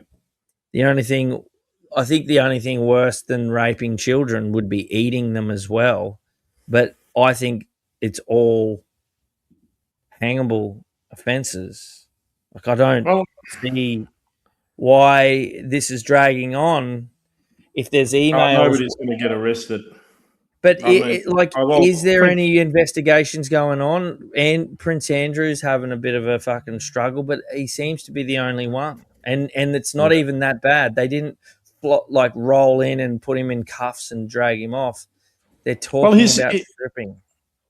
He's not in jail or anything. He's under house arrest in his fucking, what is it, Woodman's Cottage or something. It's some private estate that he's got. I'm like, what sort of punishment is that? That reminds me of when Epstein was caught the first time around, and he was allowed to go out on the weekends and fly off to the fucking island in his plane. Oh, by the way, not apparently, this is 100% because it was in the PBD, Patrick Bat-Davis podcast, and he always checks all his shit 100%. The second time when Epstein got indicted, he ordered, I think it was 8 barrels of sulfuric acid. Sulfuric, and I think it was more than that. Wasn't it a tank? Like, it was almost a tanker worth? It was fucking stupid amounts? Yeah. Or was that a different time? No, apparently the second time, the big one, where then he ended up going to jail. And I am not 100%. What do you need that much? Yeah, you're getting rid of bodies. Let's face it. That's bodies, bro. Yeah. What do you need that much sulfuric acid for, bruss? You don't. Yeah. I own a sex resort and I need a fucking tanker of sulfuric. Shit. It's pretty big giveaways, man. It's fucking gross. And I know that I'm not the only one. I'm not saying anything new. Everyone's jack of it. Everyone's pissed off. There are comment sections, holding comment sections where anything that even Trump says or anyone to do with the American government posts anything, and the whole comment section is just like, yeah, cool. So who's getting arrested from the Epstein case? Like, people have made a stand. We're not going to forget this. He tried to announce aliens last week. Yeah. And everyone went, cool, I don't give a fuck. And some famous person, I don't know who it was, tweeted, they could roll an actual living alien out on stage next to Trump right now, and people would still be like, okay, cool. Who's getting arrested from the Epstein list? They're having a hard time. This is one of the ones, This is a psyop, man. It's a psyop to see how hard it is to make us forget something so fucking gross. And every single aspect of it is part of the psyop. Even inundating everyone with fucking information, inundating them with false and real shit, and the worst possible things that you can think of are getting dragged and dredged up, made into fake bullshit. I wouldn't mind betting that those Madeleine McCann rumors are bullshit, and they're probably not there. But they've dragged them up, and they're talking about Oprah and all these people eating fucking humans. They're doing it on purpose. Like, all of a sudden, I don't know if you've noticed, but everyone's talking about that. Frazzle drip video again. All that stuff's coming back, and to me, it just stinks like psyop. It stinks like psyop. They're seeing, right, this is as bad as it can get. Can we turn this around? If they can turn this around and everybody moves on and forgets, we're fucked. The human species is fucked. We're too far gone. I watched something, and I'm trying to remember. It was a senator questioning the head of the Department of Justice, and he's like, are we going to see some arrests? Or it was a press conference. And basically, the head of the Department of Justice basically says, after he's been through the whole thing, saying, you know, we've got all of these emails, this, and he goes, but I'll play it next week because it's just dumbfounding and astonishing. This guy basically just going through it all, and then he basically says, oh, we don't have any actual evidence of perpetrate. We don't have any men who have actually done anything. And I'm like, well, that's because you've redacted and blacked out the photos of the people or the men that are actually doing these atrocities. I mean, you know, at the start of the podcast, I talked about there's a photo where two men are holding a girl down who's got bruises, and then another one biting her, and it's like, well, yes, you do. Like, why are you not? That's evidence. That's evidence. Like, why are you not going after these pedophiles, like these men? It's just, it's fucked, man. It is. How is it? How is it that they're like, that's not enough? Photos, admissions, emails, conversations that were never meant to be released are not enough to at least start an investigation and look into somebody's life.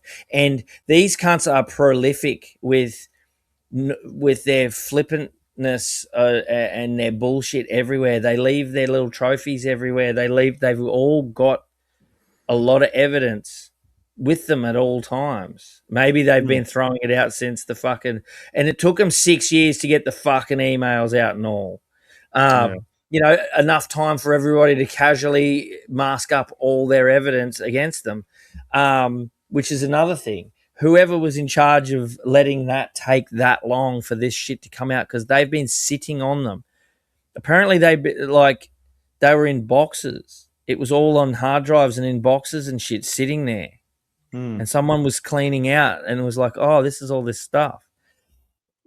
So it's fucking mental, man. That you know, evidence isn't evidence unless it's me driving 2Ks over a fucking speed limit and they want to gouge fucking $300 out of me.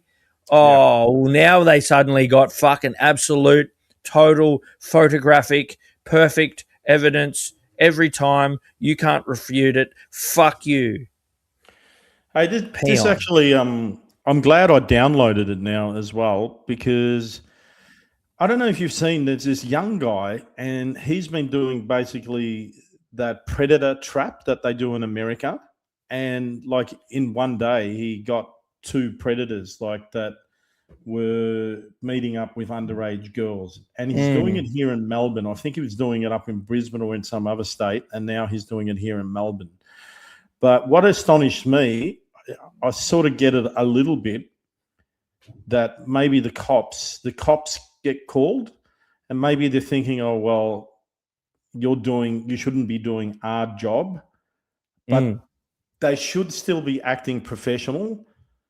Let me know. I'm going to play it right now, and let me know what you think of the behaviour of the Victorian coppers. I'm pretty sure it's Victorian. Oh, you already know how I'm going to react. I don't even need to see it. With a 15-year-old girl, he believed. So how are we going to do it? Okay, go for it. Whatever you want to do. What are you doing? Well, I don't know what's going on. Okay, well, you can't just seize it as evidence. Okay, well, sorry on your power trip. Okay, well, there's another problem here, okay? Listen to me. There's evidence. Okay. Evidence on here. Are you going to break the camera? I don't understand. Like, what's going on?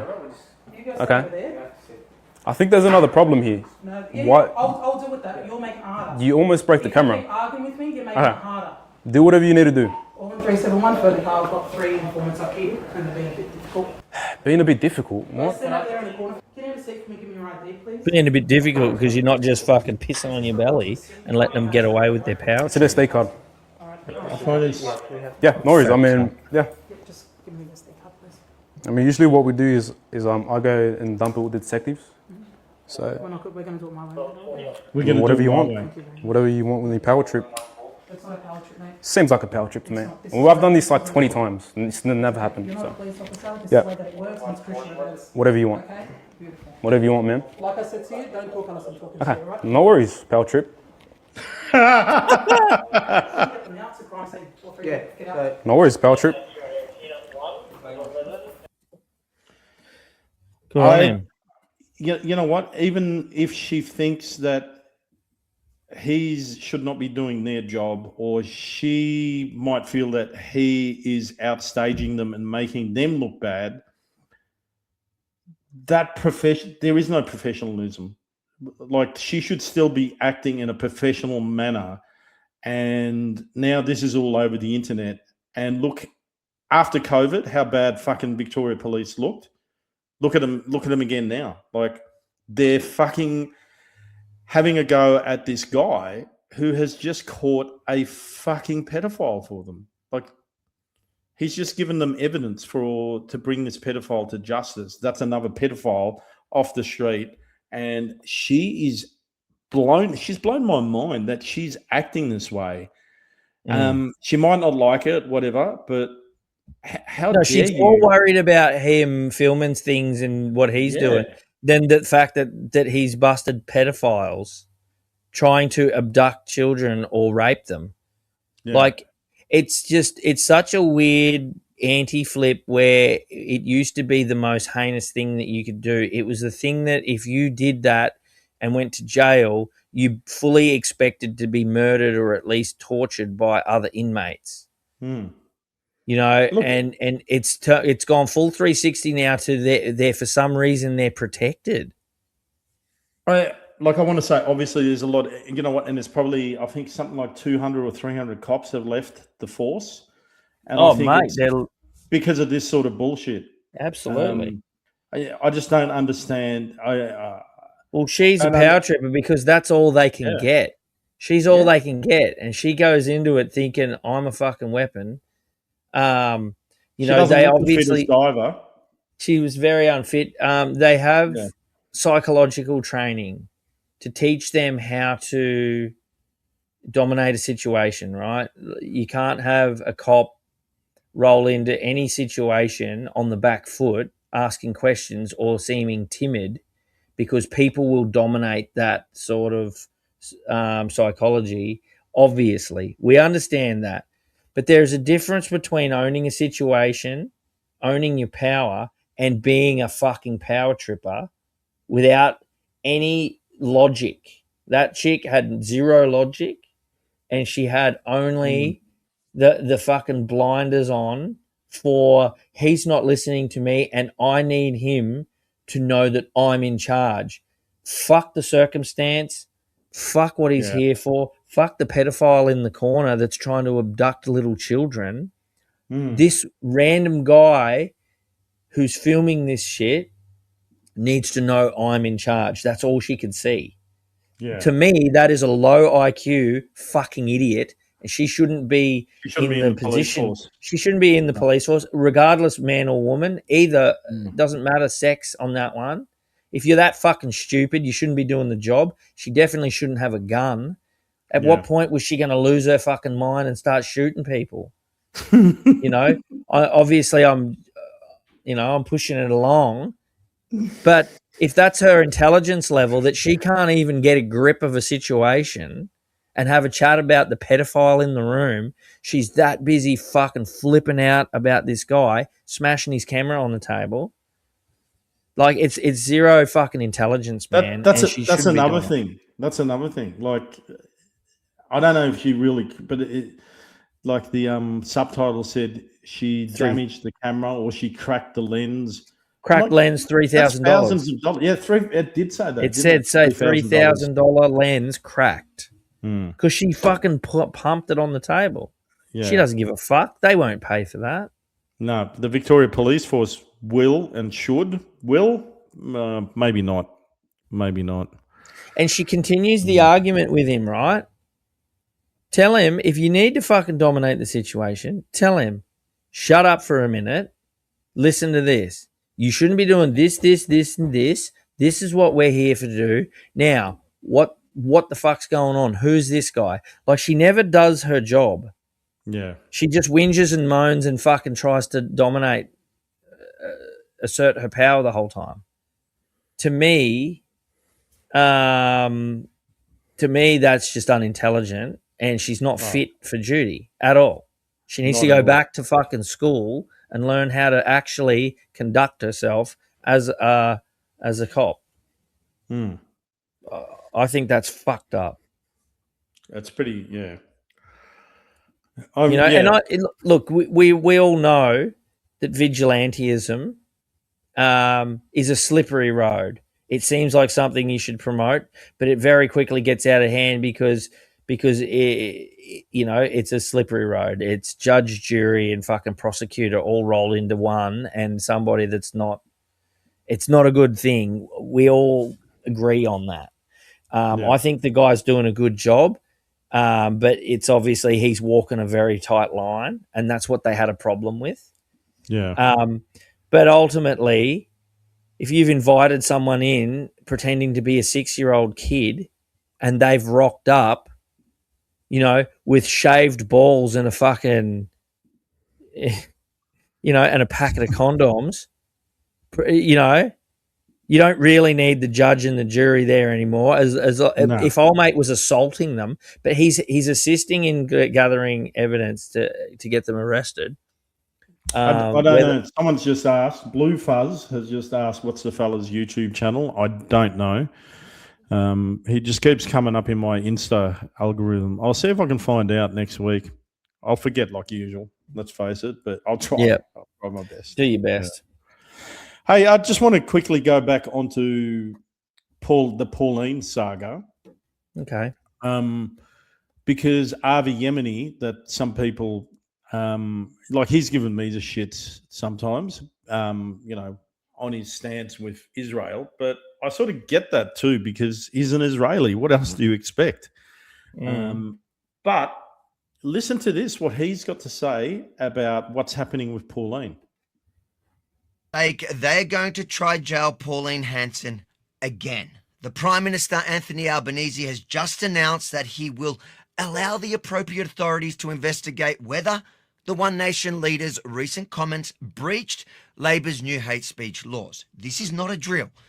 The government is watching the polls. They're nervous and you can see it. And while I don't blame them for being scared, I do blame anyone who supported these hate speech laws in the name of the Jewish community. And yes, that includes Jewish leaders and organisations that gave cover to the Prime Minister while he pushed through this legislation that was clearly designed to silence political opponents.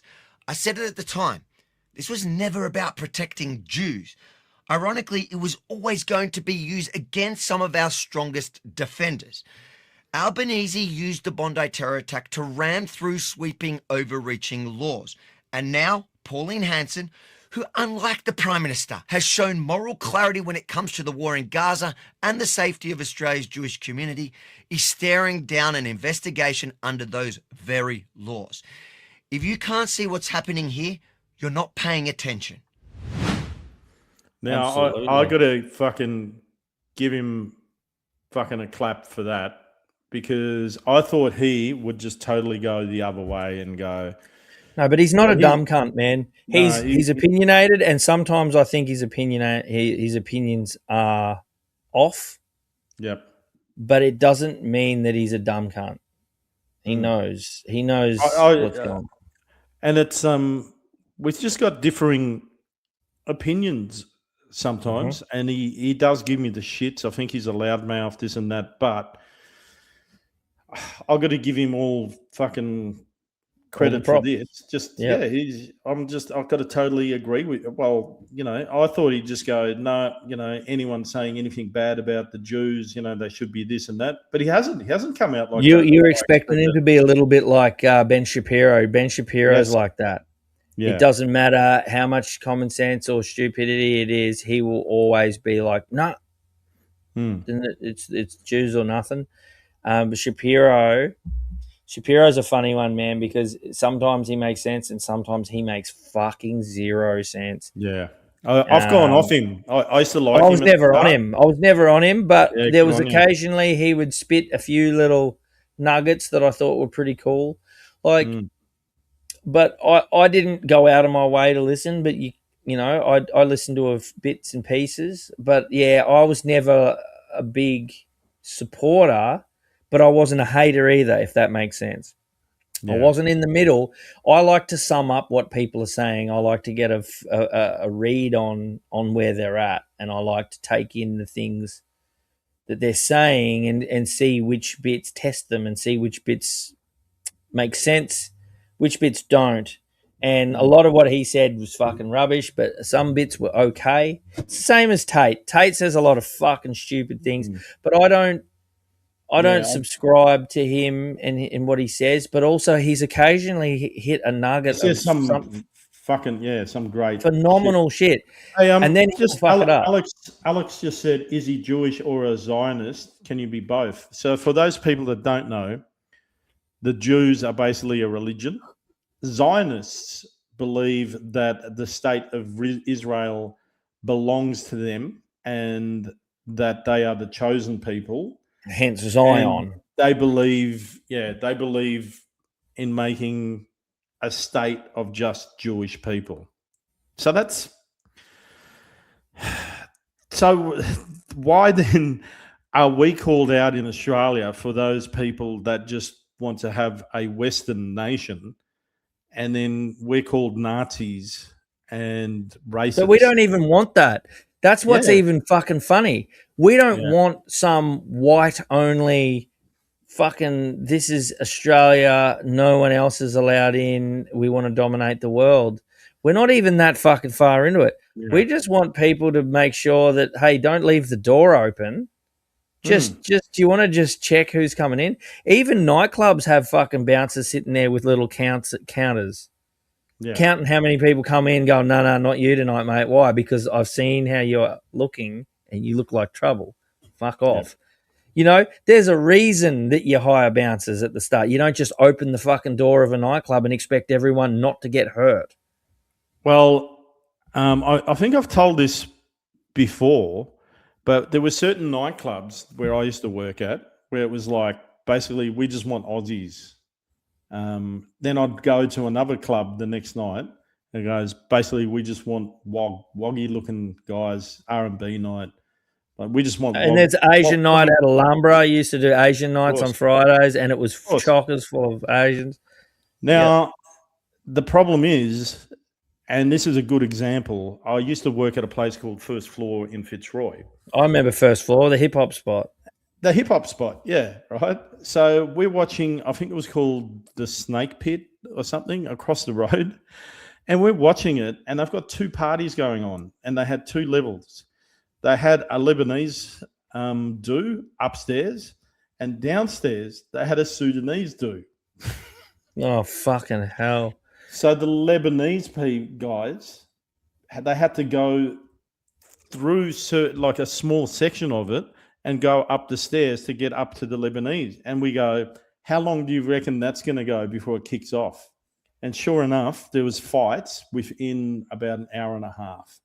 And I think the front window got broken. It was just like, I could have predicted that. Who in their right mind lets two different races that can be volatile? I was about to say volatile races. Yes, volatile races. I had a Lebanese chick, and look, I'm not saying they're bad people, but I had a Lebanese, they're aggressive. I had a Lebanese chick trying to, I don't really know if she was trying to chat me up or what, but when I was working at the bar, this Lebanese chick come up and she was like flirting with me, and all her flirting involved her kicking me in the head, like talking about how much she would kick me in the head. And I was like, what? I don't get it. And then she would laugh and be like, I'm flirting with you, you dickhead. I should really kick you in the head. Like all of her flirting was like how much she would smash me. And I was just like shocked. I was like, what the fuck's going on? Maybe that was code word for her saying she wanted to smash you. Yeah, maybe. And then she put her hand down my pants and said it wasn't big enough. That seems to be a recurring thing. Yeah, I thought I'd throw that one in there for a giggle. That's a throwback to earlier. It actually did my head in, and it always made me think, man, these people are super aggressive. Like even in the way they flirt. I want to play this video because it's what's been happening with Pauline Hanson and what we've been talking about, and by no means, because I've got some Muslim friends as well. So, disclaimer, I'm not saying all Muslims are bad, but listen to this. That's why we need to vet people that come into our country. Imagine if Muslims were told that they had to rebrand Ramadan because it was offensive to others if they didn't. Imagine if 10,000 Christian men surrounded the Grand Mosque of Australia and basically argued it wasn't an act of intimidation, it was just something that they did every year. Imagine if Christians took to the streets and occupied roadways, footpaths, places in the middle of a riot, went to parks, didn't get permits, to get on their knees and pray and cause great inconvenience to other people. Imagine if we set up stalls, handing out free Bibles, offering to convert people to Christianity, offering to baptise them right outside mosques and highly public areas. Imagine if we set up booths in Muslim enclaves and encourage women to take their hijab off. Imagine if we sent a jolly nun into Muslim classrooms and taught the little children there how to say, praise be to God and Jesus Christ is my Lord and Saviour and peace be upon you, every time they write in their books or wash their hands. Imagine if we had fundamentalist Christians performing illegal marriages in backyards with little girls. When we consider the totality of what we're being expected to tolerate here in Australia, and we're being told that if we object, if we just have concerns or we have questions, that we're bigots, or we're told that we're committing acts, indeed even criminal acts of hate speech or vilification, hate crimes, simply for raising concerns or challenging the narrative that we're being expected to swallow. Because we had a cohesive society. We had a unified nation. We have now had rapid, mass, uncontrolled immigration in numbers of people that cannot be absorbed by the existing infrastructure, the existing culture. And what was formerly Australian culture, and indeed we keep being told that Australian culture doesn't exist, but the reason people come here is for the lifestyle, how we live, law and order, rule of law, functional infrastructure to a degree, organisations, institutions, freedom of, well, we used to have sort of the underlying human freedoms like freedom of speech, freedom of association, but they, as we are seeing, are being eroded at a rate of knots. We wouldn't have tolerated people coming back from war-torn areas after they had renounced their Australian citizenship and joined a terrorist regime and indeed married terrorists. The terrorist state collapsed, and now we have politicians who have lied to us consistently about it and who appear to be dead set on getting those people back into our country. If our diggers in the First World War and the Second World War woke up and saw what was happening with respect to that, they'd be asking, why should they lay their lives down? We are seeing our monuments, over 50 at this time, cenotaphs, memorials to soldiers, are statues of our heroes and men who made this, basically built this nation, being torn down. The denigration of our days and our myths and our legends. Anzac Day, Australia Day. While we see our politicians venerate the special days of other cultures and we point out the blatant hypocrisy, we are called racists and bigots. We're not seeing compassion for the Australian people, for the Australian way of life, for the Australian culture. Indeed, we're being expected to tolerate the intolerant. This is asymmetrical. Australia first, Australia always. That was really, really well said. Fucking oath, man. Everything she said, I sung true to me. Yeah, and it's really sad that our memorials are being destroyed. I don't fucking get it. You know, like we've been saying, you know, not all Muslims are bad, but there's a lot of the culture that I don't want that coming here. I don't want child bride marriages. I don't want women being stoned. I don't want the hijab. There's a lot of I also shit. don't want to be fucking shunned and ostracized for asking about it. Yeah. It doesn't matter about whether they're all bad or all good or anything. I want to This ask is questions. our country, and if something doesn't make sense or a custom that you're bringing here seems off and unaligned with ours / our laws, I'm not a fucking bad person for waving my hand in the air and saying, "Hey, what the fuck is this?" Yeah. I'm not a bad person for being proud of my culture, my heritage, my upbringing, and my country. You know, and she said it in a comment. She said, "We're constantly told we don't have a culture," which is an absolute load of horse shit. Yep. Because why is it that you can leave this country and go to somewhere else, Asia, America, anywhere else, and have fucking full-on culture shock? The first time I went overseas, I was so culture shocked that I didn't know what it was, and I almost wanted to go home straight away. I didn't understand why I felt so weird and uneasy until I understood what culture shock is, because I was so used to what I'd grown up in.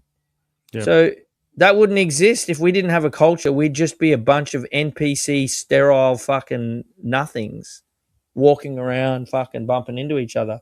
We obviously have a culture, but we're being convinced we don't. Yeah. Because they're trying to replace the culture. It's not the color of skin, it's a cultural replacement. It's yeah. We're the prison nation. Once again, they're just sending their fucking sloppy seconds and their scraps to Australia. Yeah, it's a worry. You know, if I don't know, I think we get off the subject anyway. I've just been repeating myself. And I've been arguing, you know, with those people who are telling me I'm a racist, this and that, and I'm like, how can you even argue with these people, you know? And then people going, oh well, she's got no policies. I'm like, well, she does. Have you been to the website? Oh, how's she going to reduce the cost of living? Because I said, you know, are you like, how bad is it with the cost of living with fucking Labor? Like, give someone, oh, what's she going to do? Like, she's got no policies. I'm like, yes, have she you does. looked? She's going to got heaps. She wants to half the fuel excise. She wants to expand on the tax threshold. I'll give you the hot tip. Yeah. I'll give you the hot tip. None of these people that ever just adamantly hate a politician have ever looked at their policies. Correct. Yeah. And it's just they're diatribing the same shit what their woke left-hard mates are telling them. And they're going, she's got no policies. And they're like, yeah. And then this person was trying to be really smart. Oh, what are her policies then? And you know what? I had no reply because I pointed out these are her policies. I go, and there's heaps more if you actually go and do some research. And then I was being a troll as well, basically, because I go, but I guess you don't want to do any research because you trust the experts. A little COVID jab. Yeah, a little COVID jab. I like it. I can tell. I knew what you were going for. A little COVID jab.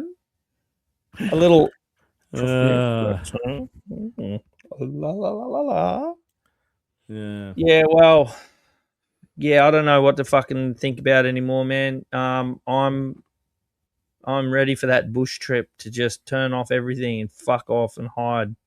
Yeah. For a while and come back in 10, 15 years and just see how much worse it's gotten. Yeah. Can you imagine? Imagine if you woke up in a coma. You've been in a coma since the 90s, and you woke up right now. Wouldn't that be fucked? Or they come up with like those sleep coffins, you know, that you've got in cryo chambers. Cryo chamber, yeah, and you wake up for fucking in 100 years or something. There's actually a movie, and I've never watched it. I think it's called Sleeper, and guess who of all people is the person who's the sleeper. Who? Woody Allen.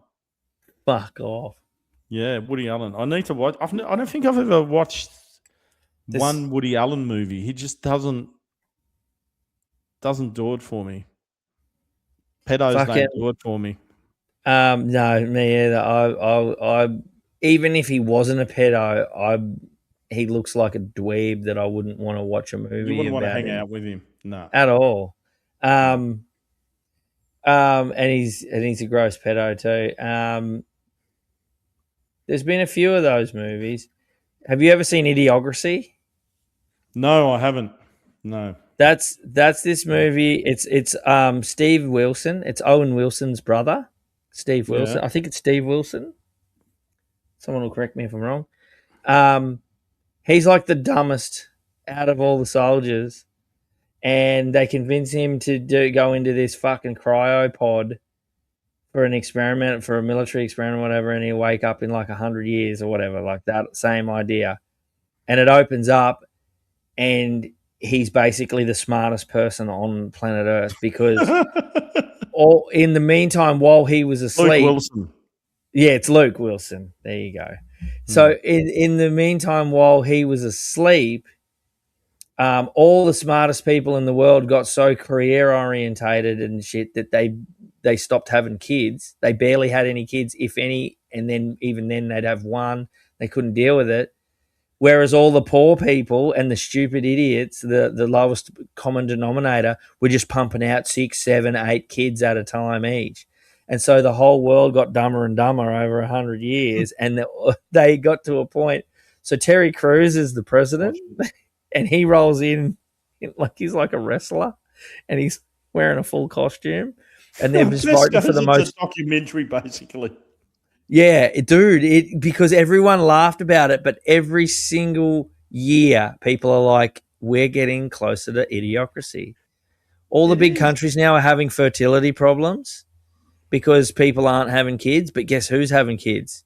Yeah, all the people that can't afford it, and all the poorer people. And all the Indians and the Muzzies and everyone that's just flooding in everywhere in the world. It's the same people coming in. These countries like India and China, where their populations are fucking phenomenal, and they're just pumping out, between China and India, that's in the realm of half to 2/3 of the world's population. The world's population. They've got billions each. Yeah. And they're just spewing out all over the world. But what can you do? There's a sick interview with the director somewhere on YouTube, Bess said. I'm going to have to watch the movie first. And then you'll love it, dude. It's fucking excellent. Go away, Baton. I think it's all of their lazy boys, like they've all got lazy boys in front of their TVs, and they just watch TV all day, and all of their lazy boys have built-in toilets, so they don't have to get up to take shits. Hey, is that the movie where they didn't have that much of a budget, and so this is when Crocs first came out, and they said Crocs are just going to be like a fad sort of thing. So they put Crocs on everyone in the movie in the future. Is that correct? And now Crocs are, it might be, and now Crocs are like the big deal. I've only ever seen it once. I saw it when it first came out 2 or 3 times. I haven't seen it in years and years, so it's something I definitely want to watch again. And they water their plants with Powerade. Yeah, everything dies. Bess said yes. Bess said yes. They water everything with Powerade because electrolytes. And he goes to them, do you even know what electrolytes are? And they're like, no. Like, they don't know, but because it's always like advertising, it's like electrolytes. They think that it must be good for you. Interview with the director, Bess just said. Yeah, I don't. I don't know if I saw it somewhere or I read it somewhere. Yeah, yep. Well, hey, I might have to pull the pin, man. People talking shit before. People talking shit, and then I'm going to have to pull the pin because I've got to get up at 4 a.m. Talking that shit. If you travelled back to Victorian London, you wouldn't see the city first. You'd smell it. Civilization had actually gone backward. The Romans had working aqueducts and sewage systems here 1,000 years earlier. But the Victorians, they turned the River Thames into an open sewer. It was thick, brown, and smelled like death. It gets worse. Doctors had no idea about germs or infection. They washed their rusty sores in that same sewage water and wore blood-soaked aprons like badges of honor. And their medicine? They were literally eating people. It was called corpse medicine, grinding up Egyptian mummies to cure headaches. They were cannibals in top hats. Now compare that to the Aztecs. Their capital was spotless. They employed 1,000 public workers just to sweep the streets every single day. The emperor bathed twice a day, while a Victorian gentleman was lucky if he bathed twice a year. And their surgery? No rusty saws. They used obsidian blades, volcanic glass so sharp it cuts at a molecular level, cleaner than modern steel. They didn't have microscopes, but they knew dirt meant death, so they used herbal antibiotics and clean water to stop infection. And remember the date, 1519. That is 3 centuries before the Victorians. So while the Aztec emperor was sipping crystal clear spring water, your civilized London gentleman was drinking straight from the River Thames, which, let's be honest, was basically shit. So ask yourself, who was really the savage?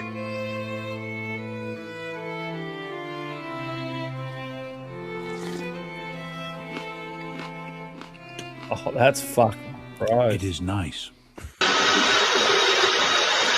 When the robot vacuum runs into the... Oh my God!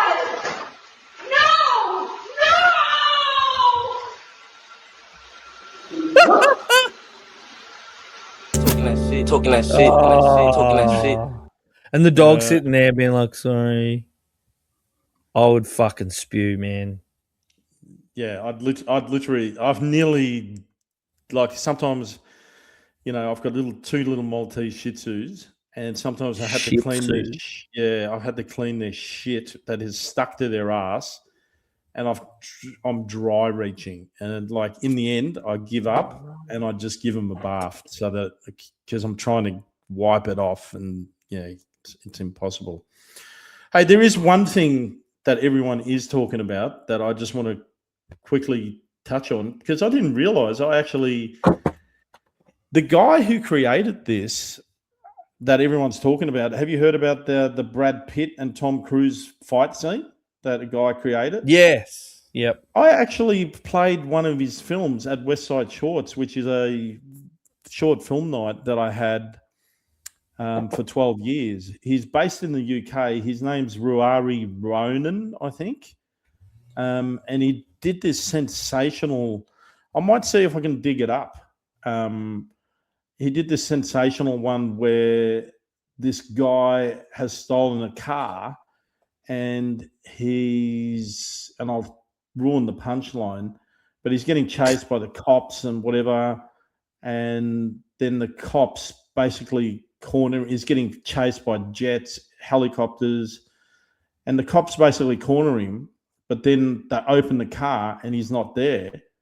And then it's basically a guy who's been playing a video game who's basically just at home, and he's escaped out of the video game. It's really clever. Oh, wow. But have you seen the actual fight scene? I've seen a snippet of it. Yeah, I've got to go, dude. After this, I have to. Yeah, here we go.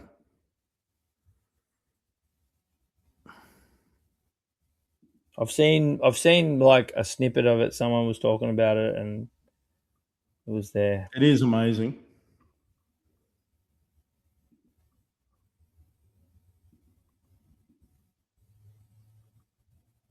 Apocalyptic backdrop. It looks just like the movie stars and sounds like them too. You killed Jeffrey Epstein, you animal! He was a good man! He knew too much about our Russia operations. But plot twist, it's all AI generated. This filmmaker says he created the clip. I had a hunch that it was going to cause a little bit of a commotion. Rory Robinson says he used a new AI tool from the Chinese-owned company ByteDance. The fight scene has gone viral with more than 7 million views. Today, industry insiders say the video is more proof that AI threatens the entire industry. I'm terrified. I hate to say it. It's likely over for us, says Deadpool and Wolverine screenwriter Rhett Reese. I think people in Hollywood pretty negatively reacting to this, both from a fear standpoint, everyone's afraid of losing their jobs, but also from a consent standpoint. Obviously Brad Pitt and Tom Cruise did not approve their likenesses to be used. The Motion Picture Association released this statement. ByteDance is disregarding well-established copyright law that protects the rights of creators and underpins millions of American jobs. The AI company said in a statement today that they are taking steps to strengthen their current safeguards that prevent the unauthorized use of intellectual property and likeness. So there you have it. I think that's the end of Hollywood. Or, yeah. Maybe it's going to change things, man. But it'll change movie stars, but they've been changing anyway. Like, there is no big, huge blockbuster movie stars anymore. The last of them have been trying, and look how quickly they overexpose themselves. You know, The Rock, Pedro Pascal have been two of the biggest names recently, and they're in that many things that people are like, fucking shut the fuck up, and they go off them. New. Yeah, They go off them, man. They don't. No one's into, like, everyone turned on Pedro Pascal. A lot of it was because he has a fucking extremely woke ideology. But they've turned on The Rock as well. Everyone's like, no, I just don't like that Rock guy anymore. No one gives a fuck. Used to be you'd go and see a movie if it had Brad Pitt in it. Now I couldn't give a fuck if Brad Pitt's in it. What's the movie about? Yeah. Do you know what I mean? Whereas back in the day, you would go and see a movie regardless. Yeah, you go and see an Arnie movie because Arnie's in it. You didn't care if what the movie was called, what's it about, don't care. Arnold Schwarzenegger just made a new movie. I'm going. Or you go and see Avatar 3 on mushrooms, and it's like a big ride. Yeah. Not that I would do something like that. And apparently Pirates of the Caribbean is very similar. Oh, Number really? 3. Number 3. If you see that, yeah, it feels like a actually fucking talking ride. about Pedro Pascal. The Mandalorian movie is coming out on IMAX, which is where PJ and I saw Avatar 3. So mushrooms. That's right. But so already we're talking with about pasta AI, mushrooms. Already AI has changed the film industry. And I mean, sorry, the film industry has changed regardless of AI. AI is going to help, but the music industry is very similar. AI is doing a lot of things with that too, but it's about the input. You know, it's going to become more about the computer guys running the input, and then the style of input you put in. You're still going to have to create a story. The story writers are going to be bigger than the movie stars moving into the future. The writers will be more sought after than the stars. The stars are just actors, but the writers need to come up with something real. And AI cannot do that, and will never be able to write something as real and emotional as a real human experience, because it can analyze human experience, but it can't emulate. It's all up to the input. AI is only powerful as the person inputting. That's so your songs, yeah. Absolutely, and everything with movies as well. But the actors, yes, will become fairly redundant. It'll eventually, but what you'll end up doing is you'll have certain people owning a certain character. It'll almost be like animation. There'll be like animation, and they'll have a character that looks a certain way, and they'll own the rights to that character. But I reckon you'll still find indie movies and people will still be making movies with real people, and it'll almost be like a niche and a sought after thing. I think so. It's just going to mean it's going to push people to be smarter, and the movie quality is going to be better. But you're not going to get as many. You're not going to have 15 to 100 amazing movies a year. You're going to have 1 or 2 really bangers with real people in it, and you're going to have a big shitload of AI slop. Yeah. Hey, let's call it a night. I'm hitting a wall as well, and I've got to get up in 4.5 hours. All right, Russ. I'll talk to you later. Alexander Sexton. That's actually a good point. I'll just watch the older films and shows. And Absolutely. I've been doing that. I've been seeing. There's so many movies and films, like old movies, that I just forget about, and I still haven't watched. Like Ingmar Bergman, like The Seventh Sea. Like there's all of these. I want to get that book, 1001 Movies to watch before you die. Well, imagine this. Imagine this, Tom. You take, say Casablanca. Yeah. You put that on today, right? And the kid and I try and show Levi in a couple of years, and he's going to say, "What the fuck is this?" And he's not going to, because it's so old school, it's so black and white, it doesn't work. Imagine if you ran that through AI, the whole movie, uploaded it, ran it through AI, but prompted it not to change a fucking thing, to just make it look modern, but keep the actors' faces, their how they're talking, everything the same. Just make it look like it was filmed this year and not 65 years ago. I think it wouldn't work. It might not, but what I'm saying is, or I guess the point that I'm making, that might not work, but there would be a way to redo them without redoing them. Like you'd have a never-ending supply of amazing movies, and some people want to watch them the way they were filmed back then. Some people would want to watch them looking new. Because do you remember the remake of Psycho? Mm-hmm. With the I kind of do, and it was just shot by shot, and just a bit more modern, I think. And that's right. I didn't. They did get actually shot by shot it. Shot by shot, all the shots are exactly the same, and I'm thinking, why? Like, but I'd rather just watch the old black and white, and the only difference was basically it was in color. Did the shot by shot, did it somehow pull some of the fucking life out of it? Did it feel a bit robotic, or did it feel like the original movie colorized? It felt robotic. Because they were trying. But that's because they were trying so hard to get the fucking shots the same that they forgot to feel anything. Yeah. See, that's what I mean. Whereas if you ran it through an AI and got it just to colorize and just to add everything in, but left everything else as it was, so you still had the original performance, passion, so on and so forth, I feel like that'd be different. I feel like it'd just update. It'd be like putting on a different pair of glasses, watching the same thing. Psycho 2 is good. Came out 26 years later. Alexander and I've got the DVD. And I still haven't rewatched it. I watched that at the cinemas, and I bought the DVD, and I still have not watched it. So that was over 20. It was 30 years ago. Yeah, good movie. Good twist at the end as well. Anyway, let's finish it up, man. Right.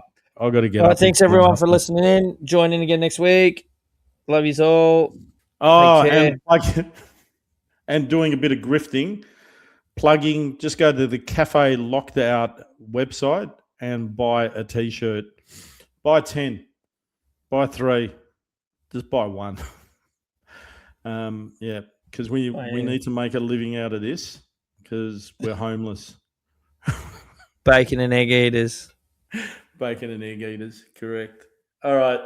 Share, subscribe, and if you don't want to, it's not mandated. Ending the stream. Good night, folks. Love yous.